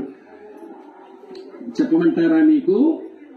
మనం అంతా కూడా ఇవ్వండి, ఓపెన్ బ్రదర్హుడ్ ఇవ్వండి, లేకపోతే క్లోజ్ సర్క్యూట్ లో ఒకరికొకరు తలుపులు తెరిచినట్లుగా సంబంధ బాంధవ్యాలు కలిగి ఉంటాం. అక్క, చెల్లి, ఆంటీ, తమ్ముడు, మా బాబు, ఏమండి అంకుల్ అని క్లోజ్ గా మనం ఉంటాం. అక్కడే దెయ్యం పనిచేస్తా ఉంటాడు. అమ్మా, వింటున్నారా? ఈ క్లోజ్డ్ సర్కిల్లో ఓపెన్ మైండ్ తో బ్రతుకుతున్న మనం ఎవరి పరిధిలో వాళ్ళు ఉండాలి. ఎందుకో తెలుసా? పాపానికి బలం ఎక్కువ ఉంది, మన శరీరానికి బలహీనత ఎక్కువ ఉంది. ఈ బలహీనత గుర్తెరగక పాపానుకున్న బలమేంటో తెలుసుకోక పరిధులు దాటి ప్రవర్తిస్తుంటారు. నేను ఎక్కువ స్టూడెంట్స్ మంది పనిచేస్తా. ఏమండి, అటు మెడికల్ స్టూడెంట్స్, ఇటువైపు ఏమో మామూలుగా సెక్యులర్ స్టూడెంట్స్ తో కూడా ఏమంటే ఎక్కువ సంబంధాలు ఉంటాయి. యూత్ కు దేవుని వాక్యం చెప్తే ఎక్కువ పనిచేస్తారు. సంవత్సరం అంతా ఎక్కువ వాళ్ళ మధ్య ఉంటా. అందుకే స్టూడెంట్స్ చెప్తాను, ఒరే తమ్ముడా, నువ్వు ఆడపిల్లతో ఉన్నప్పుడు, ఏ చెల్లెళ్ళు మీరు మగపిల్లలతో ఉన్నప్పుడు ఎవరి పరిధిలో వారు ఉండండి అని వాళ్ళకి మేము ఒక సూత్రం నేర్పుతాం. సూత్రం పేరేంటో తెలుసా? 3:3:3. ఏమిటి 3:3:3 అంటే, నువ్వు ఆడపిల్లవైతే మగపిల్లాడుతున్నప్పుడు, నువ్వు మగపిల్లాడవైతే ఆడపిల్లతో ఉన్నప్పుడు మొదటి 3 ఏంటో తెలుసా? 3 అడుగుల దూరం ఉండు. ఏంటంట? 3 అడుగుల దూరం ఉండు. నువ్వు ఒక అడుగు వేసావనుకో, ఈ పిల్ల ఒక అడుగు ముందుకేస్తుంది. మీ ఇద్దరు 2 అడుగులు కలిపారు గనక ఒక అడుగు సైతాన్ని కలపడం దానికి పెద్ద పని కాదు, కలిపేస్తాడు ఒక అడుగు. పొటాషియం మంచిదే, భాస్వరం మంచిదే. దూరంగా ఉంటే ఎరువులకేస్తే పంటలు పడతాయి. కానీ 2 ఒక దగ్గర తెచ్చి రాపిడి చేస్తే మంట పుట్టుద్ది. ఈ చెల్లి మంచోడే, ఈ తమ్ముడు మంచోడే. ఎవరు దూరంలో వారు ఉంటే చాలా మంచిగానే ఉంటారు. ఈ రోజున అన్న, అక్క, చెల్లి, తమ్ముడని క్రిస్టియన్ కమ్యూనిటీలో ఈ క్లోజ్డ్ బ్రదర్హుడ్ లో ఓపెన్ మైండ్ తో దగ్గర పడే కారణం చేత ఈనాటి ప్రియుల చెల్లి, తమ్ముడు ఏమంటే రెక్కలు కట్టుకొని పక్షులు ఎగిరిపోతారు హైదరాబాద్ పట్టణం చెరుకు అని. చెల్లి అన్న అనుకున్నారు కదండి, తమ్ముడు అక్క అనుకున్నారు కదండి, ఈ ఇద్దరు ఎగిరిపోయారేంటి? ప్రేమ పక్షులు అయిపోయారట వాళ్ళ కాడు పక్షులు. అమ్మ అర్థమవుతుందా? మొదట 3 ఏంటో తెలుసా? 3 అడుగుల దూరం ఉండు. 2వ 3 చెప్తాను వినండి. 2వ 3 ఏంటో తెలుసా? 3 నిమిషాల కంటే ఎక్కువ మాట్లాడొద్దు. పర్సనల్ మ్యాటర్ లో దూరిపోతారు ఇల్లు. 3 నిమిషాల కంటే ఎక్కువ మాట్లాడామా వ్యక్తిగత విషయాల్లో దూరిపోతారు. వీడంటాడు, అయ్యో అందుకంత డల్లుగుంటావా? మీ ఇంట్లో నేను ప్రేమించే వాళ్ళు ఎవరు లేరా? నువ్వు దిగాలకు కనబడుతుంటే నా భలే జాలేసింది. అయ్యో పాపం, నువ్వేం భయపడదు, ఐ లవ్ యూ అంటాడు. దుర్మార్గుడు అయిపోయింది దీని జీవితం. ఏ ఆడపిల్లలు తక్కువ తింటారా? ఈ అంతకంటే వగలబారి గింతలు కదా నంగనాశులు. అయ్యో మీరెందుకు అంత డల్లుగుంటారా? మీ ఇంట్లో వారు మిమ్మల్ని ఎవరు ప్రేమించడం లేదా? అందుకే మీరంత డిస్కరేజింగ్ మూడ్ లో కనబడుతుంటారు. మీరేం భయపడకండి. ఐ లవ్ యూ అంటుంది దుర్మార్గురాలు. ఇది ఏటీఎం కార్డు గీకడమే. చుడిదారి కొంటాడు, దాని ఖర్చులుగా కొంటాడు, గాజులు కొంటాడు, చెప్పులు కొంటాడు, ఏమంటే నెత్తి మీద పెట్టుకునే రబ్బర్ బ్యాండ్లు కొంటాడు. గీకుడు ఏటీఎం కార్డు. ఏటీఎం కార్డు గీకి బొద్గే గీకించుకుంటాడు వీడి. తర్వాత మీకు అర్థమవుతుంది చెప్పే మాట. మొదటి 3 ఏంటి? ఇలాంటి బాగా చెప్తాయి మన కర్ల దివన్ ఎక్కడ వెళ్ళొచ్చింది. మొదటి 3 ఏంటండి? 3 అడుగుల దూరం. 2వ 3 ఏంటి? 3 నిమిషాల సంభాషణ. 3వ 3 ఏంటో తెలుసా? 3వ మనిషిని పక్కన పెట్టుకో, క్షేమంగా ఉంటావు నువ్వు. నువ్వు ఒక ఆడపిల్లతో మాట్లాడవలసి వస్తే 3వ మనిషి ఉండని. నువ్వు ఒక అబ్బాయితో మాట్లాడవలసి వస్తే నీ చెల్లో, నీ స్నేహితురాన్ని పక్కన ఉండని, కొంచెమైనా సేఫ్ గా ఉంటావు. ఈ రోజున నీ శరీరంలో బలహీనత ఉందని ఎరగక నువ్వు పరిధి దాటి ప్రవర్తించి ఏమంటే చెడ్డ పేరు తెచ్చుకుంటున్నావు. నీ భవిష్యత్తు కాలు రాసుకుంటున్నావు. వినండి ప్రియులారా, చెడ్డ పేరుతో సమాజంలో తలెత్తుకోలేని మనిషి అయిపోతున్నావు. అందుకే నేను పౌలు ఇలా హెచ్చరించాడండి. 2 తిమోతి 2వ అధ్యాయం 22వ వచనంలో రాసి ఉంటుంది. 2 తిమోతి 2:22లో యవనుడా యవనేచ్ఛల నుంచి పారిపో. నాకు భలే ఆశ్చర్యం అండి. అప్పటికే తిమోతి చాలా కాలంగా సేవలో ఉన్నాడు. అప్పటికే కొంతమంది నాయకులు నియమించే బిషప్ హోదాలో, అంటే పెద్దలకే పెద్దన్నయ్యలాగా సేవ చేసేవాడయ్యాడు. ఇంత పెద్ద మనిషికి మళ్ళీ పౌలు ఈ మాట ఎందుకు రాయాల్సి వచ్చిందా అనిపించింది నాకు. నువ్వు ఏ స్థాయికి వెళ్ళినా వినండి, శరీర సంబంధమైన ఈ పాపానికి ఎవడు అతీతుడు కాదు. ఈ శరీర సంబంధమైన ఈ లైంగికపరమైన పాపానికి ఎవడు అతీతుడు కాదండి. గతించిన ఏమంటే 1 సంవత్సరంన్నర కిందట మా ముఖాలన్నీ వాడిపోయినట్టు అయిపోయినాయి. ఎందుకో తెలుసా? మేము బాగా ప్రేమించే ఒక మంచి దేవుని వాక్యం చెప్పగలిగిన వాక్య సేవకుడు అతను చచ్చిపోయిన తర్వాత కొన్ని విషయాలు బయటకు వస్తే అరే ఇలాంటి బ్రతుకు బ్రతికాడా ఈయన తలపెట్టుకున్నారు చాలా మంది. ఆయన పుస్తకాలు చదివే వాళ్ళం, ఆయన ప్రసంగాలు వినేవాళ్ళం, అసలు ఇతర మత విశ్వాసం ఉండే వాళ్ళతో బాగా మాట్లాడగలిగిన అతను ఇంగ్లీష్ అదిరిపోయి ఉంటుందండి, వింటుంటే ముచ్చటగా ఉంటది. అతను మరణించిన తర్వాత గోల్డెన్ ఇల్లీగల్ కాంటాక్ట్స్ తో బతికినాడు అని బయటకు వచ్చింది. ఎంత విచారం. నేను ఒక మంచి దేవుని సేవకుడి గురించి ఎరుగుదును. ఇంగ్లీష్ లో బైబిల్ వ్యాఖ్యానాలు రాశాడండి ఆయన. ఒక బ్యాప్టిస్ట్ పాస్టర్ అమెరికా దేశంలో. చాలా మంచి పేరు వచ్చింది, చాలా పుస్తకాలు రాశాడు. అది ఆఫీసులో ఉంటేను చర్చిలో ఒక అమ్మాయి, ఒక 28 సంవత్సరాల అమ్మాయి వచ్చి తన ప్రాబ్లం మాట్లాడుకోవడానికి వస్తే అంకుల్ అంటే దగ్గరకు వచ్చింది, సమస్య చెప్పింది. ఒక పెద్ద మనిషిగా 58 సంవత్సరాలు పైబడిన ముసలాయన, పెద్ద ఆయన, 20 సంవత్సరాల ఆడపిల్ల సమస్యలు చెప్పుకుని ఏడుస్తుంటే ఆయన ఆదరించడానికి దగ్గరగా లాక్కున్నాడు, పట్టుకున్నాడు. లేదా పాపం ప్రవేశించింది ఇద్దరిలో. అది సీసీ కెమెరాలు రికార్డ్ అయ్యింది. ఆయన పట్టుకుని జైల్లో పెట్టారు. జైల్లో పెట్టిన పలకరించుకోవడానికి వచ్చినోడు ఎవడూ లేడు. అరే, నేను రాసిన వ్యాఖ్యానం చదువుకున్నారు ఈ సదరన్ బ్యాప్టిస్ట్ వాళ్ళు, నేను రాసిన పుస్తకాలు చదువుకున్నారు మా సంఘస్థులు, ఇంత బాగా సేవ చేశానని అభినందించారు. నీ జైలు పాలైతే ఒక్కడు వచ్చి పలకరించదని. తప్పు చేసి జైల్లో పడినందుకు పడిన బాధ కంటే ఎవడో వచ్చి ఆదరణతో ఒక్క మాట మాట్లాడలేదు, పిచ్చెక్కినట్టు జైల్లో ఉన్నాడట. అది తెలిసిన డాక్టర్ బిల్లీ గ్రామ్ పోయి పలకరించుదామని వెళ్లి ఆ సేవకున్నారు సెల్కెళ్లి అతను చేసిన పాపం తప్ప రైటా అని కూర్చొని చర్చించుకోవడానికి వెళ్లేదు. గాని బిల్లీ గ్రామ్ ఒక మాట అన్నాడంట. అది అతని పశ్చాత్తాపంలో ఒకే ఒక మాట అన్నాడు. అతను కుమిలి ఏడుస్తా గుండె పగలగొట్టుకున్నట్టుగా, దచ్చబడినట్టుగా పశ్చాత్తాప అనుభవంలోకి వచ్చాడు. డాక్టర్ బిల్లీ గ్రామ్ వెళ్లి, ఏమండి ఆ సెల్ దగ్గర ఉంటే నేను పలకరించడానికి ఎవరో వచ్చారు అంటే సెల్ నుంచి బయటకు వచ్చాడు. ఎదురుగా చూస్తే డాక్టర్ బిల్లీ గ్రామ్ ఏం మాట్లాడతాడా నాతో అని భయపడుతున్నాడు. మనసు దోషారోపంతో నిండిపోయింది. భలే దుఃఖం అనిపిస్తుంది. వచ్చి కటకటాల యువతలు నిలబడ్డాడు. కటకటాల అవతల డాక్టర్ బిల్లీ గ్రామ్ గారు ఉన్నారు. బిల్లీ గ్రామ్ గారు ఏడుస్తున్నాడట. My dear beloved brother, God loves you, I will take leave అని వెళ్ళిపోయాడంట. నా ప్రియమైన సహోదరుడా, ప్రభు ఇంకా మిమ్మల్ని ప్రేమిస్తున్నాడు, నేను వెళ్ళొస్తాను మరి అని వెళ్ళిపోయాడంట. ఆ ఒక్క మాట పాప కోపములో పడిపోయిన 58 సంవత్సరాల దేవుని సేవకుడు మళ్ళీ పునరుద్ధరించబడ్డానికి కారణమైంది. ఇదే దేశంలో చెప్పనా, ఇదే దేశంలో ఒక మిషనరీ ఆర్గనైజేషన్ స్థాపించిన పెద్ద మనిషి. అంటే వయసుతో నిమిత్తం పెద్దనైపోయాను కదా, నీ తప్పుడు పని చెయ్యను, నా వయసు పెద్దోడైపోయాను కదా, నీ లైంగిక పాపాలు చెయ్యను అనుకోవద్దు. దీనికి వయసుతో నిమిత్తం లేదు. ఇది చాలా సీరియస్. ఇదే దేశంలో ఒక మిషన్ ఆర్గనైజేషన్ స్థాపించిన పెద్ద ఆయన, నేను రక్షించబడిన తొలి రోజుల్లో ఆయన రేడియో ప్రసంగాలు ఇంగ్లీష్ లో వింటే అసలు ఎంత బలం వచ్చేదో ఆ దైవజనుడి ఇంగ్లీష్ మెసేజెస్ వినండి. ఒక మిషన్ ఆర్గనైజేషన్ స్థాపించినాడు పెద్ద ఆయన ఈ దేశంలో. ఏమండి, తన సెక్రటరీగా ఉన్న పాపతో అక్కడక్కడ మీటింగులు వెళతా చివరికి ఒక హోటల్లో పట్టుబడితే ఆ మిషన్ ఆర్గనైజేషన్ ఆయన బహిష్కరించింది. చాలా కాలం సేవలో లేడు. అతని ప్రసంగాలు చాలా మంది జీవితాలు మార్చాయి. అతని ప్రసంగాలు చాలా మంది జీవితాలు కట్టాయి. ఆయన సేవ నుంచి బహిష్కరించబడిపోయాక వయసు మీద పడింది.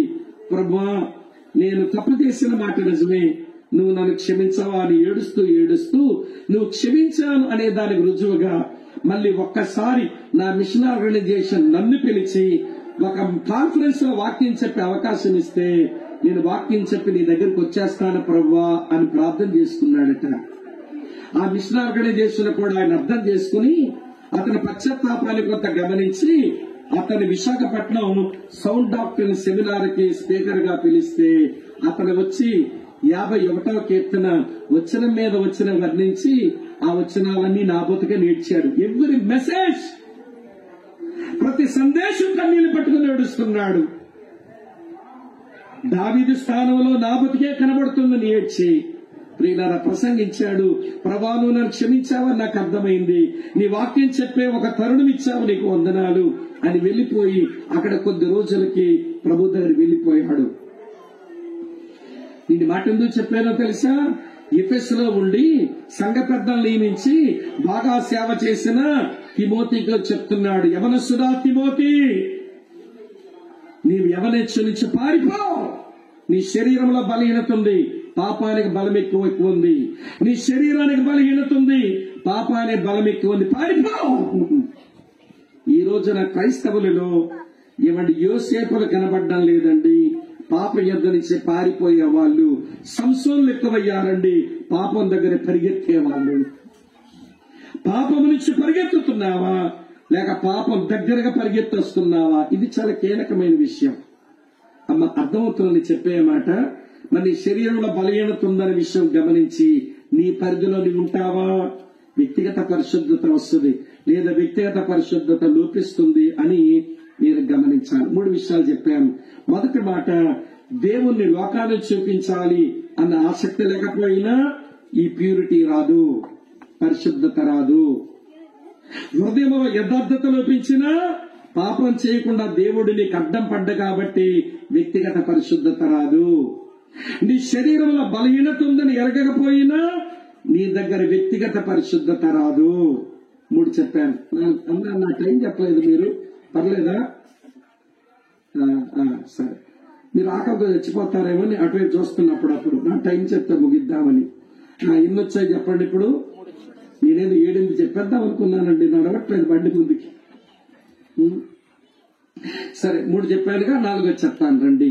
ఈరోజు వ్యక్తిగత పరిశుద్ధత లోపించడానికి 4వ కారణం ఏంటంటే శరీరమందు శ్రమపడ్డానికి ఇష్టం లేకపోవడం. శరీరమందు శ్రమపడ్డానికి ఇష్టం లేకపోవడం. lack of interest to suffer in the flesh. lack of interest to suffer in the flesh. శరీరమందు శ్రమపడ్డానికి ఇష్టపడకపోవడం. అక్క చెల్లి తమ్ముడన్న చెప్తాను వినండి. శరీరమందు శ్రమపడ్డం యేసులో జరిగింది. అదే మనసు మనం కూడా కలిగి ఉంటే వ్యక్తిగత పరిశుద్ధత వస్తుందట. ఇదే పేతురు రాశాడు. చాలా మంచి వచనం చదవండి.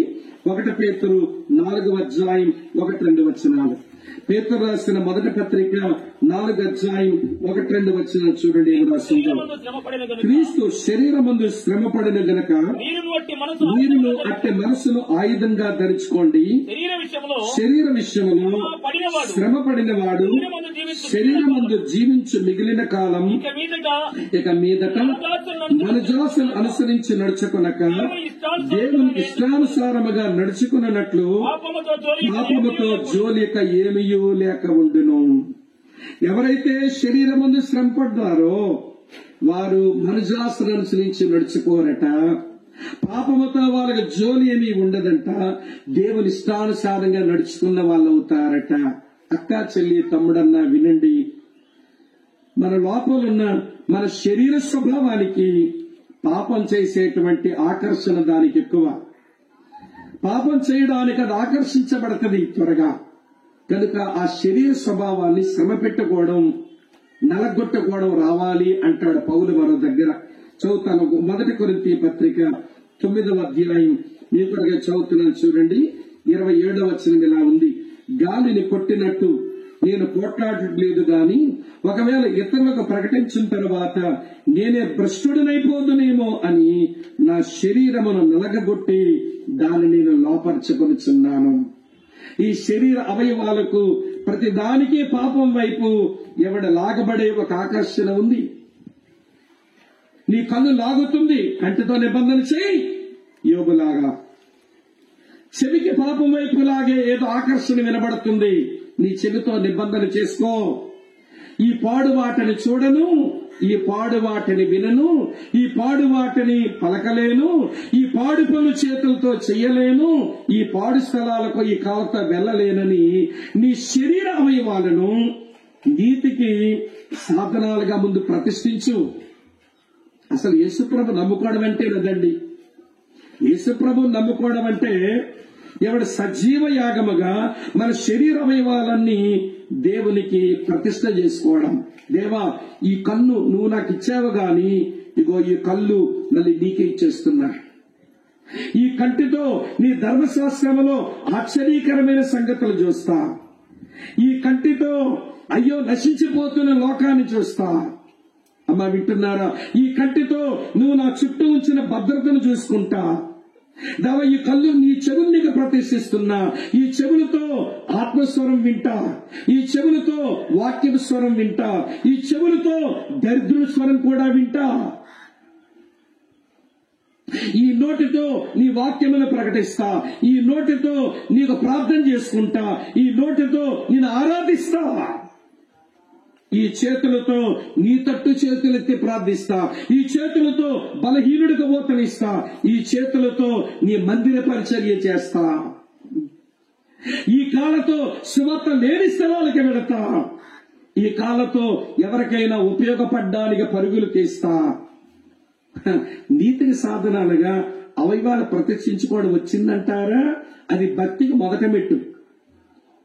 నువ్వు మారు మనసు పొంది నూతన జన్మలోకి వచ్చిన మాట నిజమైతే నీ శరీరంలో ఉన్న అవయవాలన్నీ నీతికి సాధనంగా అర్పిస్తే పరిశుద్ధత అనే ఫలం వస్తుందట. నేను చెప్పలా, ఇది నిజం. పౌలయ్య చెప్పాడు. రోమాపత్రిక 6వ అధ్యాయం చూడండి, చూపిస్తా. రోమిలకు రాసిన పత్రిక 6వ అధ్యాయంలో చాలా మంచి వచనం చూడండి. రోమాపత్రిక 6వ అధ్యాయంలో మీ కొరకే చదువుతున్నాను ఈ మంచి మాట చూడండి. 19వ వచనం నుంచి. నీ శరీర బలహీనతను బట్టి మనుషురీతిగా మాట్లాడుతున్నాను. ఏమనగా అక్రమం చేయుటకై అపవిత్రతకును అక్రమమునకు మీ అవయవం దాసులుగా ఎలాగ అప్పగించారో అలాగే పరిశుద్ధత కలుగుటకై ఇప్పుడు మీ అవయములను నీతికి దాసులుగా అప్పగించండి. మీరు పాపములకు దోషులై ఉన్నప్పుడు నీతి విషయమై నిర్బంధము లేని వారై ఉన్నారు. అప్పటి క్రియల వలన మీకేమి ఫలము కలిగను? వాటిని గురించి మీరు ఇప్పుడు సిగ్గుపడుచున్నారు కదా. వాటి అంత మరణమే. అయినను ఇప్పుడు మీరు మారుమనసు పొందిన తర్వాత పాపము నుంచి విమోచించబడి మీ శరీర అవయవాలు దేవునికి దాసులుగా చేసినందున పరిశుద్ధత కలుగుటయే మీకు ఫలం. ఫ్రూట్ ఏంటండి? పరిశుద్ధత. ఫలం ఏంటట? పరిశుద్ధత. నీ శరీర అవయవాలన్నీ నీతికి సాధనాలుగా దేవునికి వదిలేయ్, ప్రతిష్ఠించుకో. మనల్ని కన్ను ప్రతిష్ఠించారంటారా? ఆ మధ్య అక్కడ మీటింగ్కి వెళ్ళాను తమ్ముడు. వెళ్తే ఒక ఆవిడ పక్కనున్న ఆవిని ఊరికేదో అడుగుతున్నది. ఆవిడకేమో తెలుసు మధ్యలో ఇటాడు తిరిగి మాట్లాడితే ఒళ్ళు మండుద్ది, కోప్పడతాడు వీడని. ఆవిడ ఊరుకోదే, కొత్తగా వచ్చిందేమో. ఆవిడ ఊరికే గిచ్చుతుంది, ఏదో అడుగుతుంది. అది నా కట్లో కనబడింది. పాప ఈవిడికి భయం, సోమన కోప్పడతాడే, క్రమశిక్షణ లేకుండా కూర్చుంటే ఈడి ఒళ్ళు మండుద్ది, కోప్పడతాడని వాళ్ళకి తెలుసు ఆ సంఘస్థులకి బాగా. అందుకే ఆవిడ ఏం చెప్పండి అంటుంది. ఆ ముద్రష్ట పక్క ఊరుకోదే. మొత్తానికి ఇవిడేమి చెప్పకుండా స్ట్రిక్ట్ గా అయిపోగానే ఆవిడకి అర్థమైపోయింది, ఏమండి వాక్యం అయినప్పుడు మాట్లాడకూడదన్నమాట, ఈవిడేమి మాట్లాడడం లేదు అనుకుంటే ప్రసంగం అయ్యా కిందకి వెళ్ళాక ఆవిడ ఇది వచ్చి వందనాలు అని అంది. వందనాలమ్మా. ఏంటి మీ పక్క ఆవిడ ఊరికి గిచ్చిగిచ్చి నిన్ను అడుగుతుంది, నేను చెప్పిన వాక్యం ఆమెకు అర్థం కాలేదా? ఏమడిగింది నిన్నంటే చెప్పమంటారన్నయ్య అంది. చెప్పమ్మా ఏమడిగింది అన్నాను. ఏమడిగిందని అడిగిందని ఇవి చెప్తుందంటే, నిన్న కార్తీక దీపంలో ఏమైంది? నీ కార్తీక దీపం ఆరిపోను. నిన్న కార్తీక దీపంలో ఏమైందట? అరే నువ్వు వచ్చిందేమో మందిరానికి, కూర్చున్నదేమో దేవుని వాక్యం వింటా. నువ్వు వినవలసింది దేవుని వాక్యం. కళ్ళు ఎవరికి అప్పగించిన మనసు అండి? సీరియల్ కథకు అప్పగించేసింది మహాతల్లి. వీళ్ళకి పరిశుద్ధత వస్తుందండి? పరిశుద్ధత అనే ఫలం వస్తుందా వీళ్ళ జీవితంలో? కళ్ళేమో సీరియల్ కథలకు అప్పగించిందివి, చెవులేమో సినిమా పాటలకు అప్పగించిందివి, నోరేమో బూతులు సరస్వక్తులు పోకిరి మాటలకు అప్పగించిందివి, చేతులేమో పాడు పనులకు అప్పగించిందివి, కాళ్ళతో పాడు స్థలాలకు వెళ్తేవి. పరిశుద్ధత ఏమొచ్చింది? నలగొట్టు. ఇది లాగుతుంటే దేవునాత్మ సహాయంతో నలగొట్టు. ఇది లాగుతుంటే దేవునాత్మతో నలగొట్టు. నాలాంటిది ఇలాంటి మాటలు పలకొచ్చునా, నాలాంటి వాడు ఇలాంటి మాటలు పలకవచ్చునా అని నలగొట్టుగా. ఈరోజు శరీరం శ్రమపడే మనసు లేకనే ఏమంటే కన్ను దేనికో లాగితే కన్ను వదిలేస్తావు, నోరు దేనికో లాగుతుంటే నోరు వదిలేస్తావు, చేతులు ఎక్కడికో లాగితే ఆ పనులు పాడు పనులు చేస్తావు, కాలు ఎక్కడికో లాగితే అక్కడికే వెళతావు. పేతురు అంటాడు, క్రీస్తు శరీరమందు శ్రమ పడెను, మీరును అట్టే మనసును ఆయుధంగా ధరించుకోండి. ఎవరైతే శరీరం ముందు శ్రమ పడతారో అట్టి వారు మనుజాసను నెరవేర్చక దేవుని ఇష్టానుసారంగా నడుచుకుంటూ పాపముతో జోలి లేకుండా ఉండగలుగుతారు అన్నాడు. అక్క చెల్లెలారా, అన్నదమ్ములారా, దేవుని పిల్లలమైన మన దగ్గర నుంచి దేవుడు పరిశుద్ధతను కోరుతున్నాడు. మనకే తెలుసు, పరిశుద్ధత లేకుండా ఎవడను ప్రభుని చూడ్డాన్ని మనకు తెలుసు. ప్రభు మన యొద్ద నుంచి పరిశుద్ధతను కోరుతున్నాడు. ఎందుకు పరిశుద్ధత లోపించిందో వరుసగా కారణాలు చెప్పారు. ఎన్నొచ్చాయి ఇప్పటికీ? 4 చివరి చెప్పి ముగించేస్తాను. భోజనాలు మీకు సిద్ధమయ్యాయి. నాకు కనబడుతుందండి, మీకు కనబడకుండా, మీకు కనబడితే మీకు ఆకలిస్తుందిగా. ఇవాడు చివరి విషయం చెప్పి ముగించేస్తాను. మొదటి మాట ఏంటట చెప్పండి అమ్మా? దేవుని లోకానికి చూపడానికి తపన లేకపోవడం. రెండవది హృదయంలో యథార్థత లోపించడం. మూడవది శరీర బలహీనతని గూర్చిన జ్ఞానం లేకపోవడం.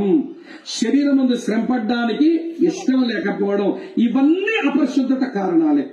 ఈనాటి క్రైస్తవులకు వ్యక్తిగత సంఘ పరిశుద్ధత ఎందుకు లోపించిందంటే, 5వ కారణం చెప్పి నేను ముగించేస్తాను. 5వ కారణం ఏంటో తెలుసా?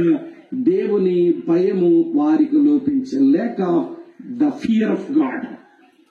దేవుని భయం లోపించింది. అమ్మ వింటున్నారా ఈ మాట? ఇక్కడ విషయం మీద అడగాలనిపిస్తున్నది. ఆలోచించి చెప్పండి. సైతాను బలవంతుడా, జారత్వము వ్యభిచారం బలమైనవా? చెప్పండి. సైతానుడు బలమైన వాడా, జారత్వం వ్యభిచారం బలమైనవా? చెప్పండి నాకు.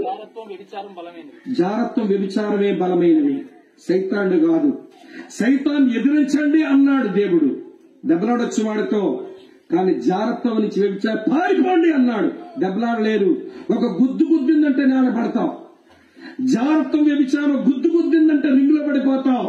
సైతాన్తో పోరాటం ఉన్నా చేయొచ్చేమో గాని జారత్వం వ్యభిచారంతో ఎదురాడి పోరాడలేడు మనిషి. అక్కడ అది గుద్దు గుద్దిందంటే నేల ఖర్చుకుంటాం మనం. అందుకే వినండి ప్రియులారా, దేవుని భయం ఉంటేనే వినండి జారత్వం వ్యభిచారం నుంచి పారిపోవడం మనకు వస్తుంది. ఏమండి, పారిపోలేకపోతే దేవుని భయం ఉన్న పాప వాతావరణంలో కూడా పరిశుద్ధంగా ఉండొచ్చు. ఒక 3 ఎక్సెప్షనల్ కేసులు చెప్తాను. దేవుని భయం ఉన్న కారణం చేతే పాపం యుద్ధ నుంచి పారిపోకపోయినా పాపం చేయలేదు వాళ్ళు. అర్థమవుతుందా నా స్టేట్మెంట్? వారికి దేవుని భయం ఉన్న చేతనే పాపం చేసే అవకాశం ఉన్నా పాపం చేయకుండా పవిత్రంగా బ్రతికారు. ఇందాక తమ్ముడు చెప్పాడు, రాహాబ్ అనే వేశ్య వాళ్ళ ఇంటికి వచ్చిన వేగుల వారు. రాత్రి ఆ అమ్మ వాళ్ళని మిద్ది మీద దాచింది. వారు కూడా ఆ ఇంట్లోనే ఆ రాత్రి ఉన్నారు. ఆమె వేశ్య, వీళ్ళు కూడా యూదులు, ఎర్రగా బుర్రగొన్న కుర్రగాళ్ళు. ఈవిడ పాపం చేశారా రాత్రి? ఏమంటుందండి, నీ దేవుడు పైన ఆకాశమందును క్రింద భూమి యందును దేవుడే అని నేను ఎరుగుదును. నీ దేవుడు ఈ దేశమును మీకు ఇచ్చుచున్నాడని ఎరుగుదును. నీ దేవుని భయం మా గుండెలు కరగదీసేస్తుంది అని దేవుని భయముతున్న రాహాబ్ అనే వేశ్య. ఆమె సంభాషణలో వ్యభిచార సంభాషణ లేదు, బ్రతుకులో వ్యభిచారానికి తావే లేదు. అక్కడ యవనస్తుల వేశ్య ఆ రాత్రి అక్కడే ఉన్నా గాని పాపానికి తావే లేకుండా బతికా. దేవుని భయం పాపం లేకుండా ఉంచింది. అర్ధరాత్రి కళ్ళంలో పడుకున్నాడు. అత్తమ్మ మాట తీసుకుని కళ్ళం వరకు వచ్చి ఆయన కాళ్ళ మీదున్న దుప్పటిని తొలగించి ఆ కాళ్ళ మీద తలకాయ పెట్టి పడుకుంది. ఉలిక్కిపడి లేచాడు. ఎవరు నువ్వు? అయ్యా, నేను ఫలానా కుటుంబంలోని వ్యక్తిని. మాకు కొంచెం భూమి ఉంది. అలాగనే నేను మోయాబు నుంచి ఆ ఇంటి కోడలుగా వచ్చాను. మమ్మల్ని విమోచించవలసిన వాడు నువ్వేనట. పొలము కొని విమోచించాలి, నాకు ఒక విమోచన ఇవ్వాలని నువ్వు ఏదైనా చెబుతావని ఇగో నీ కాళ్ళ దగ్గర పడుకున్నాను అంది. ఆ ఇద్దరు ఆ రాత్రి కళ్ళంలో ఉన్నారు, కానీ పాపానికి దారివ్వలేదు. బోయజు పాపానికి ఒక అడుగు ముందుకేయలేదు. రూతక్క పాపానికి ఒక అడుగేయలేదు. రాత్రికి అక్కడే ఉన్నారు. వాళ్ళు ఎందుకు పాపం చెయ్యలేదు? అంత పవిత్రంగా ఎందుకున్నారంటే దేవుని భయం.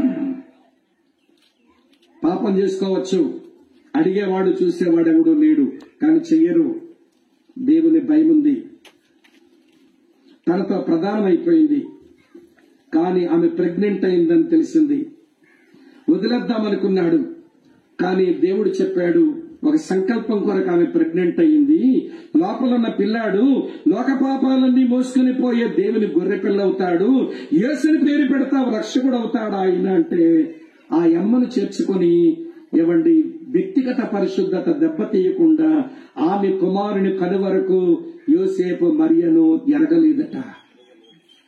యవనస్తుడండి పిల్లగాడు యోసేపు. ఆ పిల్ల కూడా యవనస్తురాలే. దేవుని ఆత్మ చేత ప్రెగ్నెంట్ అయింది. కానీ పాపాలు యోసేపు గాని మరియ గాని ఒక్క అడుగేయలేదండి. వాళ్ళు ఎందుకంత పవిత్రంగా ఉన్నారు అంటే నేనంటాను దేవుని భయం. నాకు అనిపించింది ఈ పిల్ల పొట్టలో దేవుని కుమారుడున్నా యోసేపు ఆమెను అపవిత్రపరచిన ఆ దేవుడు ఎంత బాగా నమ్మాడు యోసేపుని. దేవుని నమ్మకాన్ని వమ్ము చేయకుండా తన పవిత్రతను ఎంత బాగా కాపాడుకున్నాడు యోసేపు అనే కుర్రగాడు. మరి కూడా అలాగే పవిత్రంగా ఉంటుందని ఎంచాడు. పాపం చేయడానికి అవకాశం ఉన్నా దేవుని భయం ఉంటే పాపం చేయకుండా పవిత్రతను కాపాడుకుంటారు. అక్కల్లారా, చెల్లాయిలు, అన్నయ్యలు వినండి. ఈ రోజున మన పెద్ద వయసుకు వచ్చాం. మన వెనకాల మరొక గుంపు వస్తుంది, చిన్నపిల్లలు, యవనస్తులు. పవిత్రంగా బ్రతకడానికి రోషం, పవిత్రంగా జీవించడానికి పౌరుషం, అది మనం నేర్చుకుని మనం నేర్పించకపోతే మరో తరవలో సంఘం అంటే అపరిశుద్ధుల గుంపు అన్న పేరు వస్తుందా? సంఘం అంటే ఇది ఒక పాపుల గుంపు అని పేరు మిగుల్చుకుంటామా? ఇప్పుడు చెప్పండి. మిమ్మల్ని పిలిచిన వాడు పరిశుద్ధుడై ఉన్న ప్రకారము మీరును పరిశుద్ధులై ఉండండి. సమస్త ప్రవర్తన యందు పరిశుద్ధులై ఉండండి. పరిశుద్ధత ఎందుకు లోపించిందో 5 కారణాలు చెప్పాను. పరిశుద్ధత ఎలా వస్తుందో మధ్యాహ్నం మీతో చెప్తాను. మొదటి కారణం, అమ్మ వింటున్నారా మీరంతా? దేవుని చూపించాలని ఆసక్తి లేకపోవడం. రెండవ కారణం, హృదయంలో యథార్థత లోపించింది. మూడవ కారణం, శరీర బలహీనత గురించిన జ్ఞానం లేదు. నాలుగో కారణం, శరీరమందు శ్రమపడే మనసు లేదు. 5వ కారణం, దేవుని భయం లేదు.